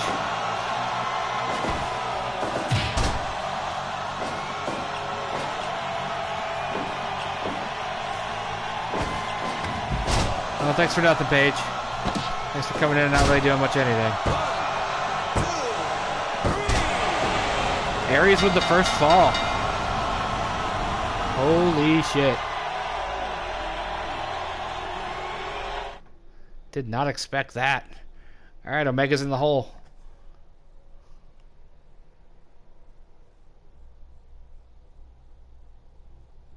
YouTube's being dog shit tonight. Trying to look up stuff and it won't pull up the search. Alright, uproot German suplex. That was match 2.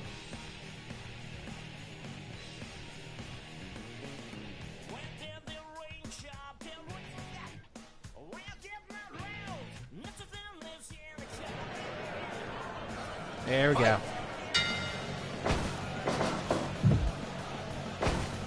The menu music carried over into the match a little bit there. Get him, Kenny. Get your fall back.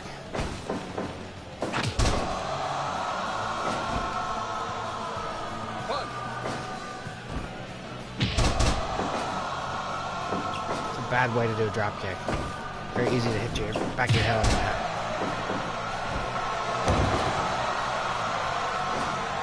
We're just gonna see Aries roll into the second victory here. That'd be a shame, wouldn't it? Just 2 minutes in, second match is over.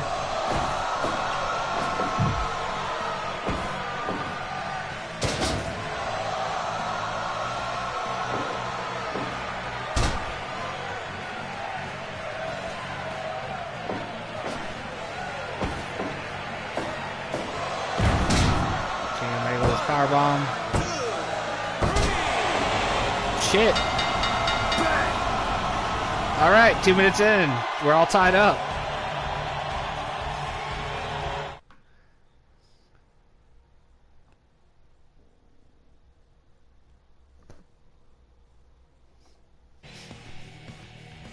All right.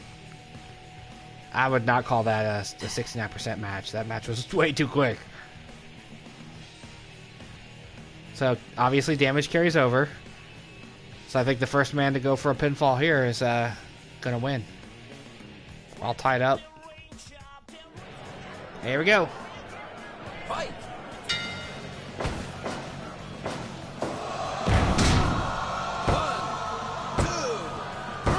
Holy shit.